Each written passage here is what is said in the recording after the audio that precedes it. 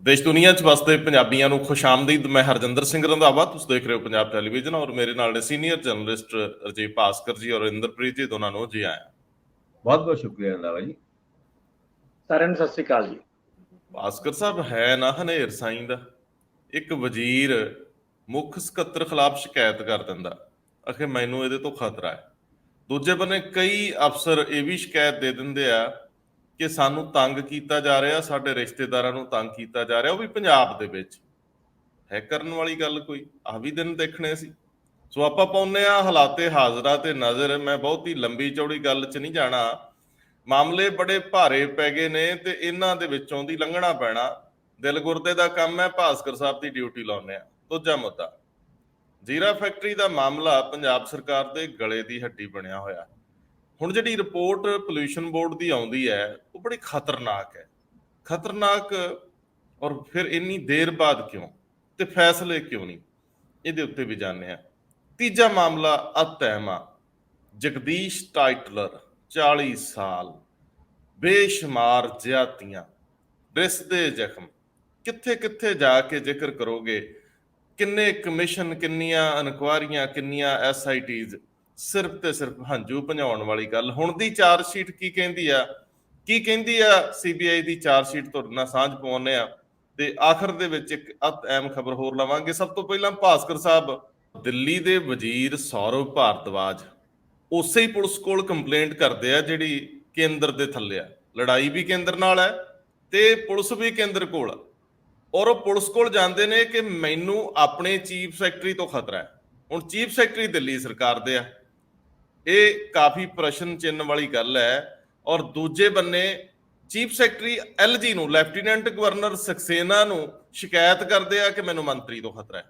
ਹੁਣ ਇਸੇ ਤਰ੍ਹਾਂ ਦੀ ਇੱਕ ਸ਼ਿਕਾਇਤ ਦਿੱਲੀ ਦੇ ਕਈ ਅਫਸਰ ਕਰ ਰਹੇ ਆ ਕਿ ਸਾਡੇ ਰਿਸ਼ਤੇਦਾਰ ਪੰਜਾਬ 'ਚ ਰਹਿੰਦੇ। ਮੈਂ ਕਥਿਤ ਤੌਰ ਤੇ ਕਹਿ ਰਿਹਾ ਕਿਉਂਕਿ ਇਹ ਖਬਰਾਂ ਪ੍ਰਕਾਸ਼ਿਤ ਹੋਈਆਂ ਕਿ ਸਾਡੇ ਰਿਸ਼ਤੇਦਾਰ ਪੰਜਾਬ 'ਚ, ਪੰਜਾਬ ਦੇ ਵਿੱਚ ਉਹਨਾਂ ਨੂੰ ਤੰਗ ਕੀਤਾ ਜਾ ਰਿਹਾ। ਸੱਤਾ ਦਾ ਘੋਲ ਇੱਕ ਨਵੀਂ ਪਿੱਚ ਤੇ ਪਹੁੰਚ ਗਿਆ। ਹੁਣ ਇਹਦੇ ਵਿੱਚ ਜਿਹੜਾ ਅਗਲਾ ਪਹਿਲੂ ਆ ਉਹ ਹੈ ਕਿ ਲੈਫਟੀਨੈਂਟ ਗਵਰਨਰ ਦਾ ਜਿਹੜਾ ਦਫ਼ਤਰ ਹੈ ਤੇ ਇਧਰਲੇ ਬੰਨੇ ਮੁੱਖ ਮੰਤਰੀ ਦਾ ਦਫ਼ਤਰ ਹੈ, ਸੈਕਟਰੀਏਟ ਹੈ ਦਿੱਲੀ ਸਰਕਾਰ ਦਾ, ਜੰਗ ਦਾ ਅਖਾੜਾ ਬਣ ਗਿਆ। ਤੁਸੀਂ 1 ਬਾਈ 1 ਜਰਾ ਡਿਟੇਲ ਦਿਓ, ਕਿਹੜਾ ਅਫਸਰ ਕਿੱਥੇ ਕਿੱਥੇ ਕੀ ਕਹਿ ਰਿਹਾ?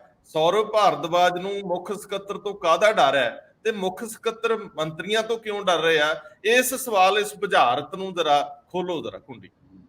ਇਹ ਗੱਲ ਉਸ ਵਕਤ ਵੱਧ ਗਈ ਜਦ ਸੌਰਵ ਭਾਰਦਵਾਜ ਜਿਹੜੇ ਮੰਤਰੀ ਬਣੇ ਆ ਉਹਨਾਂ ਨੇ ਮੀਟਿੰਗ ਬੁਲਾ ਲਈ 9:30 ਵਜੇ। ਕਹਿੰਦੇ ਜੀ ਸਾਰੇ ਇਕੱਠੇ ਹੋ, ਚੀਫ ਸਕੱਤਰ ਦਾ ਤੇ ਹੋਣਾ ਜ਼ਰੂਰੀ ਹੁੰਦਾ ਜਦ ਆਫੀਸ਼ੀਅਲ ਕੰਮ ਵਾਸਤੇ ਕੋਈ, ਔਰ ਖਾਸ ਕਰਕੇ ਜ਼ਰੂਰੀ ਕੰਮ ਵਾਸਤੇ ਮੀਟਿੰਗ ਬੁਲਾਈ ਹੋਈ। ਉਹ 9:30 ਵਜ ਗਏ, ਮੀਟਿੰਗ ਤੇ ਨਹੀਂ ਆਏ। WhatsApp ਭੇਜਿਆ ਗਿਆ ਸੌਰਵ ਭਾਰਦਵਾਜ ਦੁਆਰਾ ਕਿ ਵੀ ਆਓ ਮੀਟਿੰਗ ਵਿੱਚ, ਤੁਹਾਡੀ ਸ਼ਮੂਲੀਅਤ ਬਹੁਤ ਜ਼ਰੂਰੀ ਹੈ। ਇਸ ਗੱਲ ਤੇ ਗੁੱਸਾ ਚੜ ਗਿਆ। ਇਹ ਗੱਲ ਜਿੰਨੀਆਂ ਚੀਜ਼ਾਂ ਬਾਹਰ ਨਿਕਲ ਕੇ ਆਈਆਂ, ਉਹ ਕਹਿੰਦੇ ਵੀ ਉਸ ਤੋਂ ਬਾਅਦ ਨਰੇਸ਼ ਕੁਮਾਰ ਨੂੰ ਉਹਨਾਂ ਨੇ ਸੌਰਵ ਭਾਰਦਵਾਜ ਨੂੰ ਧਮਕੀ ਦਿੱਤੀ ਕਿ ਮੈਂ ਤੈਨੂੰ ਜਾਨ ਤੋਂ ਮਾਰ ਦਾਂਗਾ। ਸੱਚਾਈ ਕਿੰਨੀ ਕੁ ਹੈ ਤੇ ਪੁਲਿਸ ਦਾ ਕੰਮ ਹੈਗਾ ਦੇਖਣ ਦਾ, ਪਰ ਇਹ ਕੋਈ ਇੱਕ ਇਨਸੀਡੈਂਟ ਨਹੀਂ ਹੈ। 11 ਮਈ ਤੋਂ ਬਾਅਦ ਲਗਾਤਾਰ ਇਸ ਤਰ੍ਹਾਂ ਦੇ ਇਨਸੀਡੈਂਟ ਵੱਧ ਰਹੇ ਨੇ। ਔਰ ਇੱਥੇ ਤੱਕ ਕਿ ਕੁਝ ਅਫਸਰਾਂ ਨੇ ਕੰਪਲੇਂਟ ਕੀਤੀ ਹੈ ਕਿ ਉਹਨਾਂ ਦੇ ਰਿਸ਼ਤੇਦਾਰ ਜਿਹੜੇ ਪੰਜਾਬ ਦੇ ਵਿੱਚ ਰਹਿੰਦੇ ਨੇ ਉਹਨਾਂ ਨੂੰ ਵੀ ਪੰਜਾਬ ਸਰਕਾਰ ਦੀ ਤਰਫੋਂ ਕਹਿ ਲਓ ਜਾਂ ਪੁਲਿਸ ਦੀ ਤਰਫੋਂ ਕਹਿ ਲਓ ਹਰਾਸ ਕੀਤਾ ਜਾ ਰਿਹਾ ਹੈ। ਇਹ ਜਦ ਕੰਪਲੇਂਟ ਇਸ ਪੱਧਰ ਤੇ ਚਲੇ ਜਾਣ ਤੇ ਤੁਸੀਂ ਦੇਖੋ ਕਿ ਸਰਕਾਰ ਜਾਂ ਉਸ ਸਕੱਤਰਤ ਦੇ ਵਿੱਚ ਕਿਸ ਤਰੀਕੇ ਨਾਲ ਕੰਮ ਚੱਲ ਰਿਹਾ ਹੋਏਗਾ। ਹੁਣ ਕੁਝ ਅਫਸਰਾਂ ਦਾ ਨਾਂ ਤੇ ਨਰੇਸ਼ ਕੁਮਾਰ ਉਹਨਾਂ ਦਾ ਨਾਂ ਆ ਗਿਆ, ਆਸ਼ੀਸ਼ ਮੋਹਰ ਉਹਨਾਂ ਦਾ ਨਾਂ ਆ ਗਿਆ, ਮਧੁਰ ਵਰਮਾ ਐਂਟੀ ਕਰਪਸ਼ਨ ਬਿਊਰੋ ਦੇ ਵਿੱਚ ਹੈਗੇ ਦਿੱਲੀ ਦੀ, ਉਹ ਕਹਿੰਦੇ ਨੇ ਮੇਰੇ ਰਿਸ਼ਤੇਦਾਰਾਂ ਨੂੰ ਪੰਜਾਬ ਵਿੱਚ ਪਰੇਸ਼ਾਨ ਕੀਤਾ ਜਾ ਰਿਹਾ। ਸ਼ੂਰਬੀਰ ਸਿੰਘ, ਉਹਨਾਂ ਦੀ ਵੀ ਰਿਸ਼ਤੇਦਾਰੀ ਲੁਧਿਆਣੇ ਪੈਂਦੀ ਹੈ। ਇਹ ਵੀ ਕਥਿਤ ਤੌਰ ਤੇ, ਹਾਲਾਂਕਿ ਸ਼ੂਰਬੀਰ ਸਿੰਘ ਉਹਨਾਂ ਨੇ ਸਾਨੂੰ ਕੁਝ ਨਹੀਂ ਕਿਹਾ ਜਾਂ ਸਾਡੀ ਉਹਨਾਂ ਦੇ ਨਾਲ ਕੋਈ ਗੱਲਬਾਤ ਨਹੀਂ ਹੋਈ, ਪਰ ਇਦਾਂ ਦੀ ਗੱਲ ਨਿਕਲ ਕੇ ਆ ਰਹੀ ਹੈ ਕਿ ਪੰਜਾਬ ਦੇ ਵਿੱਚ ਉਹਨਾਂ ਅਫਸਰਾਂ ਦੇ ਰਿਸ਼ਤੇਦਾਰ, ਕਿਉਂਕਿ ਸਰਕਾਰ ਆਪਣੀ ਹੈ ਤੇ ਫਿਰ ਡਾਂਗ ਵੀ ਆਪਣੀ ਹੈ ਤੇ ਤੰਗ ਕਰਨ ਦੇ ਤਰੀਕੇ ਵੀ ਆਪਣੇ ਨੇ। ਭਾਵੇਂ ਦਿੱਲੀ ਦੀ ਐਕਸਾਈਜ਼ ਪਾਲਿਸੀ ਹੋਏ, ਉਹਦੇ ਵਿੱਚ ਵੀ ਪੰਜਾਬ ਕਨੈਕਸ਼ਨ ਨਿਕਲ ਕੇ ਆਇਆ ਸੀ। ਤੇਜਿੰਦਰ ਬੱਗਾ, ਭਾਵੇਂ ਉਹ ਰਹਿੰਦਾ ਦਿੱਲੀ 'ਚ ਹੈ, ਪੰਜਾਬ ਪੁਲਿਸ ਫੜਨ ਗਈ ਸੀ ਪਰ ਲੈ ਕੇ ਨਹੀਂ ਆ ਪਾਈ ਸੀ। ਇਹ ਜਿਹੜਾ ਪੰਜਾਬ ਤੇ ਦਿੱਲੀ ਦਾ ਕਨੈਕਸ਼ਨ, ਔਰ ਦੋਨੋਂ ਜਗ੍ਹਾ ਦੇ ਉੱਤੇ ਆਮ ਆਦਮੀ ਪਾਰਟੀ ਦੀ ਸਰਕਾਰ, ਇਹ ਗੱਲ ਹੁਣ ਕਾਫੀ ਅੱਗੇ ਵੱਧ ਗਈ ਹੈ। ਔਰ ਜਿੱਥੇ ਤੱਕ ਗੱਲ ਕਰੀਏ ਲੀਗਲ ਟੈਂਗਲ ਦਾ, ਭਾਸਕਰ ਸਾਹਿਬ ਆਪਾਂ ਜਾਣੇ ਲੀਗਲ ਤੇ ਜਾਣੇ ਆ, ਤੁਹਾਡੇ ਵਾਲੀ ਗੱਲ ਛੇੜੀ ਹੋਈ ਨੂੰ ਸਿਰੇ ਲਾ ਲਈਏ। ਇੰਦਰਪ੍ਰੀਤ ਜੀ ਦੀ ਅਖਬਾਰ ਜਿਹੜੀ ਨੈਸ਼ਨਲ ਲੈਵਲ ਤੇ ਛਪਦੀ ਆ, ਜਾਗਰਣ, ਉਹਦੇ ਵਿੱਚ ਇਹ ਸਟੋਰੀ ਪ੍ਰਕਾਸ਼ਿਤ ਹੋਈ ਆ। ਇੰਦਰਪ੍ਰੀਤ ਜੀ, ਆਖਰ ਇਹ ਤਾਂ ਗੱਲ ਹੈ ਨਹੀਂ ਕਿ ਕੱਲੀ ਆਮ ਆਦਮੀ ਪਾਰਟੀ ਦੀ ਸਰਕਾਰ ਹੀ ਸੱਤਾ ਦੀ ਦੁਰਵਰਤੋਂ ਕਰਦੀ ਆ। ਕੇਂਦਰ ਵਾਲੇ ਕੋ ਦੁੱਧ ਧੋਤੇ ਤੇ ਹੈ ਨਹੀਂ। ਭਾਜਪਾ ਨੇ ਕਿਤੇ ਘੱਟ ਤਾਂ ਕੀਤੀ ਨਹੀਂ, ਦੋਸ਼ ਤੇ ਉਹਨਾਂ ਦੇ ਵੀ ਬੜੇ ਆਉਂਦੇ ਆ। ਔਰ ਕਈ ਜਗ੍ਹਾ ਤੇ ਸਰਕਾਰਾਂ ਤਾਂ ਠਾਂ ਕਰ ਦੇਣੀਆਂ, ਉਹਨਾਂ ਦੇ ਖੱਬੇ ਹੱਥ ਦਾ ਗੇਮ, ਇਹ ਆਮ ਵਿਰੋਧੀ ਦੋਸ਼ ਲਾਉਂਦੇ। ਮੈਨੂੰ ਸਿਰਫ ਇਹ ਦੱਸੋ, ਜਿਹੜੇ ਬਦਲਾਅ ਨਾਲ ਆਏ ਸੀ, ਜਿਨ੍ਹਾਂ ਨੇ ਤਾਂ ਸਾਰੇ ਸਿਸਟਮ ਨੂੰ ਬਦਲਣਾ ਸੀ, ਬਦਲਾਖੋਰੀ ਬਦਲਣੀ ਸੀ, ਕਰਪਸ਼ਨ ਰਹਿਣ ਨਹੀਂ ਸੀ ਦੇਣੀ, ਉਹਨਾਂ ਦੇ ਉੱਤੇ ਇਹ ਇਲਜ਼ਾਮ ਮੇਰੇ ਨਹੀਂ ਜੇ ਸੰਗੋਂ ਉਤਰਦੇ। ਮੈਨੂੰ ਯਕੀਨ ਹੈ ਨਹੀਂ। ਮੈਨੂੰ ਤੱਥਾਂ ਨਾ ਦੱਸੋਗੇ ਫਿਰ ਸ਼ਾਇਦ ਮੈਂ ਇਹਦੇ ਉੱਤੇ ਮਾੜੀ ਮੋਟੀ ਗੱਲ ਤੁਹਾਡੀ ਮੰਨ ਲਵਾਂ। ਕੀ ਕਹਿੰਦੀ ਹੈ ਤੁਹਾਡੀ ਅਖਬਾਰ, ਕਿਹੜੇ ਅਫਸਰ ਨੇ, ਉਹਨਾਂ ਨੇ ਕਿਉਂ ਇਹ ਸ਼ਿਕਾਇਤ ਕੀਤੀ ਆ ਕਿ ਪੰਜਾਬ ਦੇ ਵਿੱਚ ਸਾਨੂੰ, ਕਿਉਂਕਿ ਪੰਜਾਬ ਤਾਂ ਜਿਹੜੇ ਨਪੀੜੇ ਹੋਏ ਆ, ਜਿਹੜੇ ਲਤਾੜੇ ਹੋਏ ਆ, ਜਿਹੜੇ ਨਿਮਾਣੇ ਹੁੰਦੇ ਆ, ਉਹਨਾਂ ਦੀ ਬਾਂਹ ਬਣਦਾ, ਉਹਨਾਂ ਨਾਲ ਖੜਦਾ ਹੈ, ਇਹ ਦੂਜਿਆਂ ਲਈ ਲੜਦਾ ਹੈ, ਇਹ ਡਰਾਉਂਦਾ ਨਹੀਂ। ਗੁਰਬਾਣੀ ਦੇ ਵਿੱਚ ਬੜਾ ਸਾਫ਼ ਕਿ ਅਸੀਂ ਕਿਸੇ ਨੂੰ ਭੈ ਨਹੀਂ ਦਿੰਦੇ ਤੇ ਨਾ ਭੈ ਲੈਨੇ ਆ। ਤੋਰੋ ਜ਼ਰਾ ਗੱਲ, ਕੀ ਕਹਿੰਦੇ ਹੋ ਤੁਸੀਂ? ਰੰਧਾਵਾ ਸਾਹਿਬ, ਇਹ ਲਗਾਤਾਰ ਦੂਸਰਾ ਇਨਸੀਡੈਂਟ ਹੈ ਜਿਹਦਾ ਸਬੰਧ ਲੁਧਿਆਣੇ ਨਾਲ ਆ ਗਿਆ। ਪਹਿਲਾ ਇਨਸੀਡੈਂਟ ਤੁਹਾਨੂੰ ਪੱਤਰਕਾਰ ਦਾ ਤਾਂ ਧਿਆਨ 'ਚ ਹੀ ਹੈ ਕਿ ਨਵ ਟਾਈਮਸ ਦੀ ਪੱਤਰਕਾਰ ਦਾ ਉੱਥੇ ਕੇਸ ਕੀਤਾ SC ਐਕਟ ਦੇ ਲਗਾ ਕੇ, ਹੈ ਨਾ। ਉਹ ਤਾਂ ਚਲੋ ਉਹਨਾਂ ਨੂੰ ਮਿਲ ਗਈ ਹੈ, ਝਾੜ ਝੰਬ ਵੀ ਹੋਈ ਹੈ ਸਰਕਾਰ ਦੀ। ਲੇਕਿਨ ਆਹ ਦੂਸਰਾ ਹੈ। ਕੱਲ 8 ਅਫਸਰਾਂ ਨੇ ਲਿਖ ਕੇ ਦਿੱਤਾ ਹੈ LG ਨੂੰ ਕਿ ਸਾਨੂੰ ਤੰਗ ਕੀਤਾ ਜਾ ਰਿਹਾ। ਉਹਦੇ 'ਚ 2 ਅਫਸਰ, ਵੈਸੇ ਤਾਂ ਨਾਮ ਭਾਸਕਰ ਸਾਹਿਬ ਨੇ ਲਈ ਦਿੱਤੇ, ਸ਼ੂਰਵੀਰ ਸਿੰਘ ਔਰ ਮਧੁਰ ਵਰਮਾ। ਜਿਹੜੇ ਮਧੁਰ ਵਰਮਾ ਹੈ, ਉਹਨਾਂ ਦਾ ਬ੍ਰਦਰ ਜਿਹੜਾ ਹੈਗਾ ਉਹ ਇੱਥੇ ਲੁਧਿਆਣੇ ਦਾ, ਉਹਨਾਂ ਦਾ ਹਸਪੀਟਲ ਹੈ ਇੱਥੇ ਲੁਧਿਆਣੇ, ਵਰਮਾ ਸੁਪਰ ਸਪੈਸ਼ਲਿਟੀ ਹਸਪੀਟਲ ਹੈ ਲੁਧਿਆਣੇ ਦੇ ਵਿੱਚ। ਕਿਹਾ ਜਾ ਰਿਹਾ ਕਿ ਉਹਨਾਂ ਨੂੰ ਬਿਲਡਿੰਗ ਬਾਈ ਲਾਜ਼, ਹੋਰ ਜਿਹੜੀਆਂ ਚੀਜ਼ਾਂ ਹੁੰਦੀਆਂ ਨੇ, এনवायरमेंट ਕਲੀਅਰੈਂਸ, ਇਸ ਤਰ੍ਹਾਂ ਦੀਆਂ ਚੀਜ਼ਾਂ ਨੂੰ ਲੈ ਲੂ ਕੇ ਤੰਗ ਕੀਤਾ ਜਾ ਰਿਹਾ ਹੈ, ਜਾਣ ਕੇ ਕਿ ਉਹ ਉੱਥੇ ਮਤਲਬ ਉਹਨਾਂ ਦੇ ਬੰਦਿਆਂ ਦੇ ਖਿਲਾਫ ਜੋ ਕਾਰਵਾਈ ਕਰ ਰਿਹਾ ਉਹਨੂੰ ਢਿੱਲੀ ਕਰ ਦੇਣ। ਇਹ ਉਹਨਾਂ ਦਾ ਆਰੋਪ ਹੈ। ਮਤਲਬ ਇਹ ਮੈਂ ਨਹੀਂ ਕਹਿ ਰਿਹਾ ਕਿ ਆਰੋਪ ਸਹੀ ਹੈ ਜਾਂ ਗਲਤ ਹੈ, ਤਾਂ ਪੁਲਿਸ ਇਨਵੈਸਟੀਗੇਸ਼ਨ ਦਾ ਵਿਸ਼ਾ ਹੈ, ਪਰ ਇਹ ਲਗਾਇਆ ਜਾ ਰਿਹਾ ਹੈ ਕਿ ਇਹ ਜਿਹੜੀ ਪੰਜਾਬ ਪੁਲਿਸ ਹੈਗੀ ਆ ਉਹਨਾਂ ਨੂੰ ਤੰਗ ਕਰ ਰਹੀ ਹੈ, ਉਹਨਾਂ ਦੇ ਰਿਸ਼ਤੇਦਾਰਾਂ ਨੂੰ ਤੰਗ ਕਰ ਰਹੀ ਹੈ। ਇਸੇ ਤਰ੍ਹਾਂ ਹੀ ਪਹਿਲਾਂ ਵੀ ਕਿਸ ਤਰ੍ਹਾਂ ਦੀ ਆਈ ਸੀ, ਜਦੋਂ ਅਸੀਂ ਇਹਦੀ ਗੱਲ ਕਰ ਰਹੇ ਸੀਗੇ ਕਿ ਐਕਸਾਈਜ਼ ਪਾਲਿਸੀ ਦੇ ਵਿੱਚ ਪੰਜਾਬ ਸਰਕਾਰ ਦੇ ਰਾਹੀਂ ਮਤਲਬ ਉਹਨਾਂ ਦੀ ਆਰਮ ਟਵਿਸਟਿੰਗ ਕਰਕੇ 2 ਡਿਸਟਿਲਰੀਆਂ ਜਿਹੜੀਆਂ ਨੇ ਉਹ ਬੰਦ ਕੀਤੀਆਂ ਗਈਆਂ ਨੇ। ਹਾਲਾਂਕਿ ਜਿਹੜੇ ਕਮਿਸ਼ਨਰ ਸੀਗੇ ਉਹਨਾਂ ਨੇ ਤਾਂ ਇਸ ਗੱਲ ਤੋਂ ਮਨਾ ਕੀਤਾ ਵੀ ਦਿਖਾਓ ਕਿਤੇ ਕੋਈ ਆਰਡਰ ਹੈਗਾ ਇਸ ਤਰ੍ਹਾਂ ਦਾ। ਐਕਸਾਈਜ਼ ਕਮਿਸ਼ਨ ਜਿਹੜੇ ਵਰੁਣ ਰੁਜਮ ਨੇ, ਉਹਨਾਂ ਨਾਲ ਮੇਰੀ ਗੱਲ ਵੀ ਹੋਈ ਸੀ, ਤਾਂ ਉਹਨਾਂ ਨੇ ਕਿਹਾ ਵੀ ਕੋਈ ਆਰਡਰ ਦਿਖਾਓ, ਵੀ ਏਦਾਂ ਇਲਜ਼ਾਮ ਲਗਾਉਣ ਨਾਲ ਤਾਂ ਕੋਈ ਉਹ ਸਾਬਿਤ ਨਹੀਂ ਹੋ ਸਕਦਾ ਨਾ ਕੋਈ ਚੀਜ਼। ਅਸੀਂ ਤਾਂ ਕਿਸੇ ਦੀ ਕੋਈ, ਔਰ ਡਿਸਟਿਲਰੀ ਬੰਦ ਕਰਨਾ ਕੋਈ ਸੌਖਾ ਕੰਮ ਨਹੀਂ ਹੁੰਦਾ, ਬਹੁਤ ਵੱਡੀ ਐਕਸਰਸਾਈਜ਼ ਕਰਨੀ ਪੈਂਦੀ ਹੈ। ਉਹਨਾਂ ਦੀ ਗੱਲ ਠੀਕ ਹੈ ਕਿ ਐਕਸਰਸਾਈਜ਼ ਤਾਂ ਕਰਨੀ ਪੈਂਦੀ ਹੈ, ਪਰ ਮੈਂ ਇਹ ਵੀ ਨਹੀਂ ਮੰਨਦਾ ਕਿ ਵਰਬਲੀ ਕੁਝ ਕੀਤਾ ਨਹੀਂ ਜਾ ਸਕਦਾ, ਬਹੁਤ ਕੁਝ ਕੀਤਾ ਜਾ ਸਕਦਾ, ਖਾਸ ਕਰਕੇ ਐਕਸਾਈਜ਼ ਕੋਲੇ ਤਾਂ ਬਹੁਤ ਹੈ। ਹਾਂ, ਇਹ ਹੁਣ ਤੁਹਾਡੀ ਗੱਲ ਜਿਹੜੀ ਤੁਸੀਂ ਕਹੀ ਹੈ ਕਿ ਹਾਂ ਪੰਜਾਬ ਨਹੀਂ ਖੜਦਾ ਇਹਦੇ ਲਈ। ਦੇਖੋ, ਪੰਜਾਬ ਦੇ ਲੋਕਾਂ ਨੇ ਵੱਡੀਆਂ ਦਿੱਗਜਾਂ ਨੂੰ ਹਰਾ ਕੇ, ਚਾਹੇ ਉਹ ਪ੍ਰਕਾਸ਼ ਸਿੰਘ ਬਾਦਲ ਵਰਗੇ ਹੋਣ, ਸੁਖਬੀਰ ਹੋਣ, ਕੈਪਟਨ ਅਮਰਿੰਦਰ ਸਿੰਘ ਹੋਣ, ਵੱਡੀਆਂ ਤੋਪਾਂ ਸਿਰਫ ਇਸੇ ਕਰਕੇ ਸਿੱਟਦੀਆਂ ਜਿਨ੍ਹਾਂ ਨੂੰ ਕਦੇ ਖਾਬੋ ਖਿਆਲ 'ਚ ਵੀ ਨਹੀਂ ਹੋਊਗਾ ਕਿ ਅਸੀਂ ਹਾਰ ਸਕਦੇ ਹਾਂ। ਉਹ ਸਿਰਫ ਇਸੇ ਕਰਕੇ ਸਿੱਟਦੀਆਂ ਵੀ ਉਹਨਾਂ ਨੇ ਇੱਕ ਨਵੀਂ ਬਹਾਰ ਲੈ ਕੇ ਆਣੀ ਸੀ, ਇੱਥੇ ਨਵਾਂ ਬਦਲਾਅ ਲੈ ਕੇ ਆਣਾ ਸੀ, ਵੀ ਸ਼ਾਇਦ ਇਸ ਉਮੀਦ ਨਾਲ ਕਿ ਪੰਜਾਬ 'ਚ ਕੁਝ ਇੱਕ ਨਵਾਂ ਹੋਵੇ। ਪੰਜਾਬ ਦੇ ਲੋਕ ਹਰ 20 ਸਾਲ ਬਾਅਦ ਇਦਾਂ ਦਾ ਇੱਕ ਪ੍ਰਯੋਗ ਕਰਦੇ ਹੀ ਹੈ। ਜੇ ਤੁਸੀਂ ਪਿਛਲੇ 30-40 ਸਾਲ ਦਾ ਇਤਿਹਾਸ ਦੇਖੋ, ਕਦੀ ਨਕਸਲਾਈਟ ਮੂਵਮੈਂਟ, ਫਿਰ ਕਦੀ ਖਾੜਕੂਆਂ ਦੀ ਮੁਹਿੰਮ, ਕਦੀ ਫਿਰ ਇਸ ਤਰ੍ਹਾਂ ਆਮ ਆਦਮੀ ਪਾਰਟੀ ਵੀ ਉਸੇ ਅੰਦੋਲਨ ਚੋਂ ਇੱਕ ਤਰ੍ਹਾਂ ਦੀ ਨਿਕਲ ਕੇ ਆਈ ਹੈ। ਇਸ ਤਰ੍ਹਾਂ ਮੁਹਿੰਮਾਂ ਚੱਲਦੀਆਂ ਰਹਿੰਦੀਆਂ ਨੇ, ਲੋਕ ਬਦਲਾਅ ਦੀ ਉਮੀਦਾਂ ਰੱਖਦੇ ਨੇ, ਪਰ ਕਦੇ ਵੀ ਪੰਜਾਬ ਨੂੰ ਉਹ ਬਦਲਾਅ ਨਸੀਬ ਨਹੀਂ ਹੋਇਆ ਜਿਹਦੇ ਕਰਕੇ ਉਹ ਇੰਨਾ ਵੱਡਾ ਜਿਹੜਾ ਜਿਹਨੂੰ ਕਹਿੰਦੇ ਨੇ ਵੀ ਅਸੀਂ ਅੱਜ 92 ਸੀਟਾਂ ਲਿਆ ਕੇ ਦੇਤੀਆਂ। ਹੁਣ ਇਸ ਤੋਂ ਵੱਡੀ ਤਾਕਤ ਤਾਂ ਲੋਕ ਹੋਰ ਦੇ ਨਹੀਂ ਸਕਦੇ ਜਿੰਨੀ ਤਾਕਤ ਉਹਨਾਂ ਨੇ ਦਿੱਤੀ ਹੈ। ਪਰ ਇਹ ਤੁਹਾਡੀ ਗੱਲ ਬਿਲਕੁਲ ਠੀਕ ਹੈ ਕਿ ਹਜੇ ਤੱਕ ਕੋਈ ਇਸ ਤਰ੍ਹਾਂ ਦੀ ਚੀਜ਼ ਨਜ਼ਰ ਨਹੀਂ ਆ ਰਹੀ ਕਿ ਹਾਂ ਫੰਡਾਮੈਂਟਲੀ ਕੋਈ ਚੀਜ਼ ਚੇਂਜ ਹੋ ਗਈ ਹੋਵੇ। ਜੇ ਫ੍ਰੀ ਬੀਜ ਪਹਿਲਾਂ ਦਿੱਤੀਆਂ ਜਾ ਰਹੀਆਂ ਸੀ, ਉਹ ਹੁਣ ਵੀ ਦਿੱਤੀਆਂ ਜਾ ਰਹੀਆਂ ਨੇ, ਉਹ ਹੁਣ ਸਗੋਂ ਹੋਰ ਵਧਾ ਕੇ ਦਿੱਤੀਆਂ ਜਾ ਰਹੀਆਂ ਨੇ। ਕੋਈ ਰਿਫਾਰਮਸ ਕੀਤਾ ਹੋਵੇ ਸਰਕਾਰਾਂ ਨੇ ਕਿ ਆ ਕੇ ਹਰ ਚੀਜ਼ ਨੂੰ ਇਹ ਕਹੀ ਜਾਣਾ ਵੀ ਪਿਛਲੀਆਂ ਸਰਕਾਰਾਂ ਨੇ ਤਾਂ ਕੁਝ ਨਹੀਂ ਕੀਤਾ, ਅਸੀਂ ਪਹਿਲੀ ਵਾਰ ਆਹ ਕੀਤਾ। ਇਹ ਤਾਂ ਮੈਨੂੰ ਲੱਗਦਾ ਗੱਲਾਂ ਜਚਦੀਆਂ ਨਹੀਂ ਹੁੰਦੀਆਂ। ਕੱਲ ਨੂੰ ਕੋਈ ਵਿਅਕਤੀ ਜਾਂ ਇਹ ਪੋਲੀਟੀਕਲ ਪਾਰਟੀਆਂ ਵੀ ਮੈਨੂੰ ਲੱਗਦਾ ਕਿ ਹਮਲਾਵਰ ਨਹੀਂ ਹੋ ਰਹੀਆਂ, ਅਦਰਵਾਈਜ਼ ਇਹਨਾਂ ਕੋਲ ਬਹੁਤ ਕੁਝ ਹੈ ਕਹਿਣ ਵਾਸਤੇ ਵੀ ਜਿਹੜੀਆਂ ਚੀਜ਼ਾਂ ਤੁਸੀਂ ਚਾਹੇ ਸਮਿਟ ਦੇ ਵਿੱਚ ਵੱਡੇ ਦਾਅਵੇ ਕਰਦੇ ਹੋ ਕਿ ਅਸੀਂ ਸਰਪਲਸ ਬਿਜਲੀਆਂ, ਅਸੀਂ ਰੋਡ ਇੰਫਰਾਸਟ੍ਰਕਚਰ 'ਚ ਬਹੁਤ ਵੱਡੇ ਆ, ਮਤਲਬ ਜੋ ਵੀ ਕਰੋ, ਤਾਂ ਆਖਿਰ ਉਹ ਕੀਤਾ ਕਿਹਨੇ ਹੈ? ਕੀ ਉਹਦੇ ਵਿੱਚ ਆਮ ਆਦਮੀ ਪਾਰਟੀ ਦਾ ਕੋਈ ਮਤਲਬ ਇੱਕ ਵੀ ਕੰਟਰੀਬਿਊਸ਼ਨ ਹੈ? ਜੇ ਤੁਹਾਡਾ ਕੰਟਰੀਬਿਊਸ਼ਨ ਨਹੀਂ ਤਾਂ ਘੱਟੋ ਘੱਟ ਜਿਹੜੀ ਪਿਛਲੀਆਂ ਸਰਕਾਰਾਂ ਨੇ ਤੁਸੀਂ ਇਹ ਤਾਂ ਕਹੋ ਵੀ ਹਾਂ ਉਹ ਪਿਛਲੀਆਂ ਸਰਕਾਰਾਂ ਨੇ ਕੰਮ ਕੀਤਾ ਹੈ, ਉਹਨਾਂ ਨੇ ਬਹੁਤ ਥੋੜਾ ਕੀਤਾ, ਅਸੀਂ ਇਹਨੂੰ ਬਹੁਤ ਵਧਾਵਾਂਗੇ। ਇਹ ਤਾਂ ਸਮਝ ਆਉਂਦੀ ਹੈ ਵੀ ਹਾਂ ਤੁਸੀਂ ਕੁਝ ਕ੍ਰੈਡਿਟ ਉਹਨਾਂ ਨੂੰ ਦੇ ਰਹੇ ਹੋ, ਪਰ ਉਹਨਾਂ ਦਾ ਕ੍ਰੈਡਿਟ ਜ਼ੀਰੋ ਹੀ ਕਰ ਦੇਣਾ, ਇਹ ਵੀ ਮੈਨੂੰ ਲੱਗਦਾ ਕਿ ਕੋਈ ਬਹੁਤੀ ਚੰਗੀ ਗੱਲ ਨਹੀਂ ਹੁੰਦੀ। ਲੋਕ ਬਦਲਾਓ ਤੇ ਜਦੋਂ ਯਕੀਨ ਕਰਦੇ ਆ ਤਾਂ ਲੋਕ ਫਿਰ ਬਦਲਣਾ ਜਾਣਦੇ ਆ, ਲੋਕ ਇੱਥੇ ਵੀ ਬਦਲਾਓ ਕਰ ਸਕਦੇ ਆ ਟਾਈਮ ਆਉਣ ਦੇ ਉੱਤੇ। ਸੋ ਮੈਨੂੰ ਲੱਗਦਾ ਕਿ ਜਿਹੜਾ ਇਹ ਆਰਮ ਟਵਿਸਟਿੰਗ ਵਾਲਾ ਗੇਮ ਹੈ, ਜਦ ਤੱਕ ਮੈਂ ਓਪੋਜੀਸ਼ਨ 'ਚ ਭਗਵੰਤ ਮਾਨ ਹੋਰਾਂ ਨੂੰ ਮੈਂ ਬਹੁਤ ਸੁਣਦਾ ਰਿਹਾ, ਜਦ ਤੱਕ ਵੀ ਉਹ ਰਹੇ ਨੇ ਉਹ ਇਸ ਗੱਲ ਦੇ ਉੱਤੇ ਖੜੇ ਰਹੇ ਹੁੰਦੇ ਸੀ ਕਿ ਕੀ ਆਰਮ ਟਵਿਸਟਿੰਗ ਕਰਕੇ ਸਾਨੂੰ ਰੋਕਿਆ ਜਾ ਰਿਹਾ, ਸਾਡੀ ਗੱਲ ਨਹੀਂ ਆਣ ਦਿੱਤੀ ਜਾ ਰਹੀ, ਮੀਡੀਆ 'ਚ ਸਾਡੀ ਗੱਲ ਨਹੀਂ ਆਣ ਦਿੱਤੀ ਜਾ ਰਹੀ। ਪਰ ਹੁਣ ਸੇਮ ਹੀ ਗੱਲਾਂ ਅਗਰ ਉਹ ਕਰਨਗੇ ਤਾਂ ਫਿਰ ਫਰਕ, ਬੁਨਿਆਦੀ ਫਰਕ ਕੀ ਹੈਗਾ, ਇਹ ਸਮਝਣ ਦੀ ਲੋੜ ਹੈਗੀ। ਭਾਸਕਰ ਸਾਹਿਬ, ਬੁਨਿਆਦੀ ਫਰਕ ਤਾਂ ਮਿਟ ਗਏ, ਵੈਸੇ ਜੇ ਉਮੀਦ ਮੈਂ ਨਹੀਂ ਛੱਡੀ। ਮੈਨੂੰ ਲੱਗਦਾ ਹੈ ਕਿ ਜਿਹੜੀ ਪਾਰਟੀ, ਕਿਉਂਕਿ ਕਰਪਸ਼ਨ ਨੂੰ ਲੈ ਕੇ ਅਜੇ ਵੀ ਇੱਕ ਆਸ ਬਣੀ ਹੋਈ ਆ ਕਿ ਦੂਜਿਆਂ ਨਾਲੋਂ ਥੋੜੇ ਬਿਹਤਰ ਸਾਬਤ ਹੋਣਗੇ। ਅਜੇ ਵੀ ਇੱਕ ਆਸ ਬਣੀ ਹੋਈ ਆ ਕਿ ਭਗਵੰਤ ਮਾਨ ਘੱਟੋ ਘੱਟ ਉਹ ਲਾਜ ਜ਼ਰੂਰ ਪਾਲਣਗੇ ਜਿਹੜੀ ਬਾਰ-ਬਾਰ ਉਹਨਾਂ ਸਟੇਜਾਂ ਤੇ ਕਹੀ ਆ।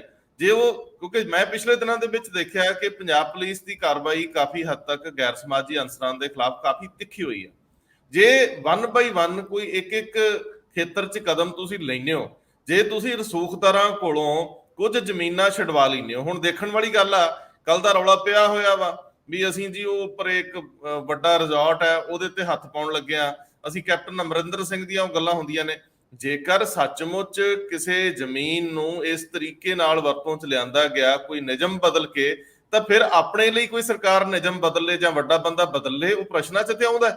ਇਹਦੇ ਨਾਲ ਦੂਜਾ ਸਵਾਲ ਤਾਂ ਇਹ ਵੀ ਹੈ ਕਿ ਤੁਸੀਂ ਮੁੜ ਕੇ ਨਿਯਮ ਬਦਲ ਕੇ ਫਿਰ ਨਿਯਮ ਬਦਲਤੇ ਤਾਂ ਕਿ ਕੋਈ ਹੋਰ ਸਾਡੇ ਵਰਗਾ ਨਾ ਉੱਠ ਖਲੋਵੇ।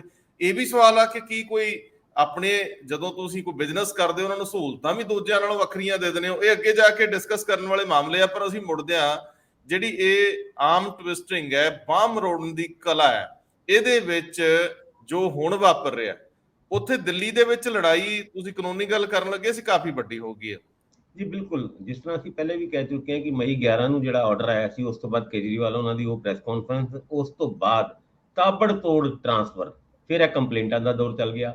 ਦੂਜੇ ਪਾਸੇ ਕੇਂਦਰ ਸਰਕਾਰ ਨੇ ਸੁਪਰੀਮ ਕੋਰਟ ਦੇ ਉਸ ਆਰਡਰ ਨੂੰ ਨਲੀਫਾਈ ਕਰਨ ਵਾਸਤੇ ਆਰਡੀਨੈਂਸ ਜਾਰੀ ਕੀਤਾ।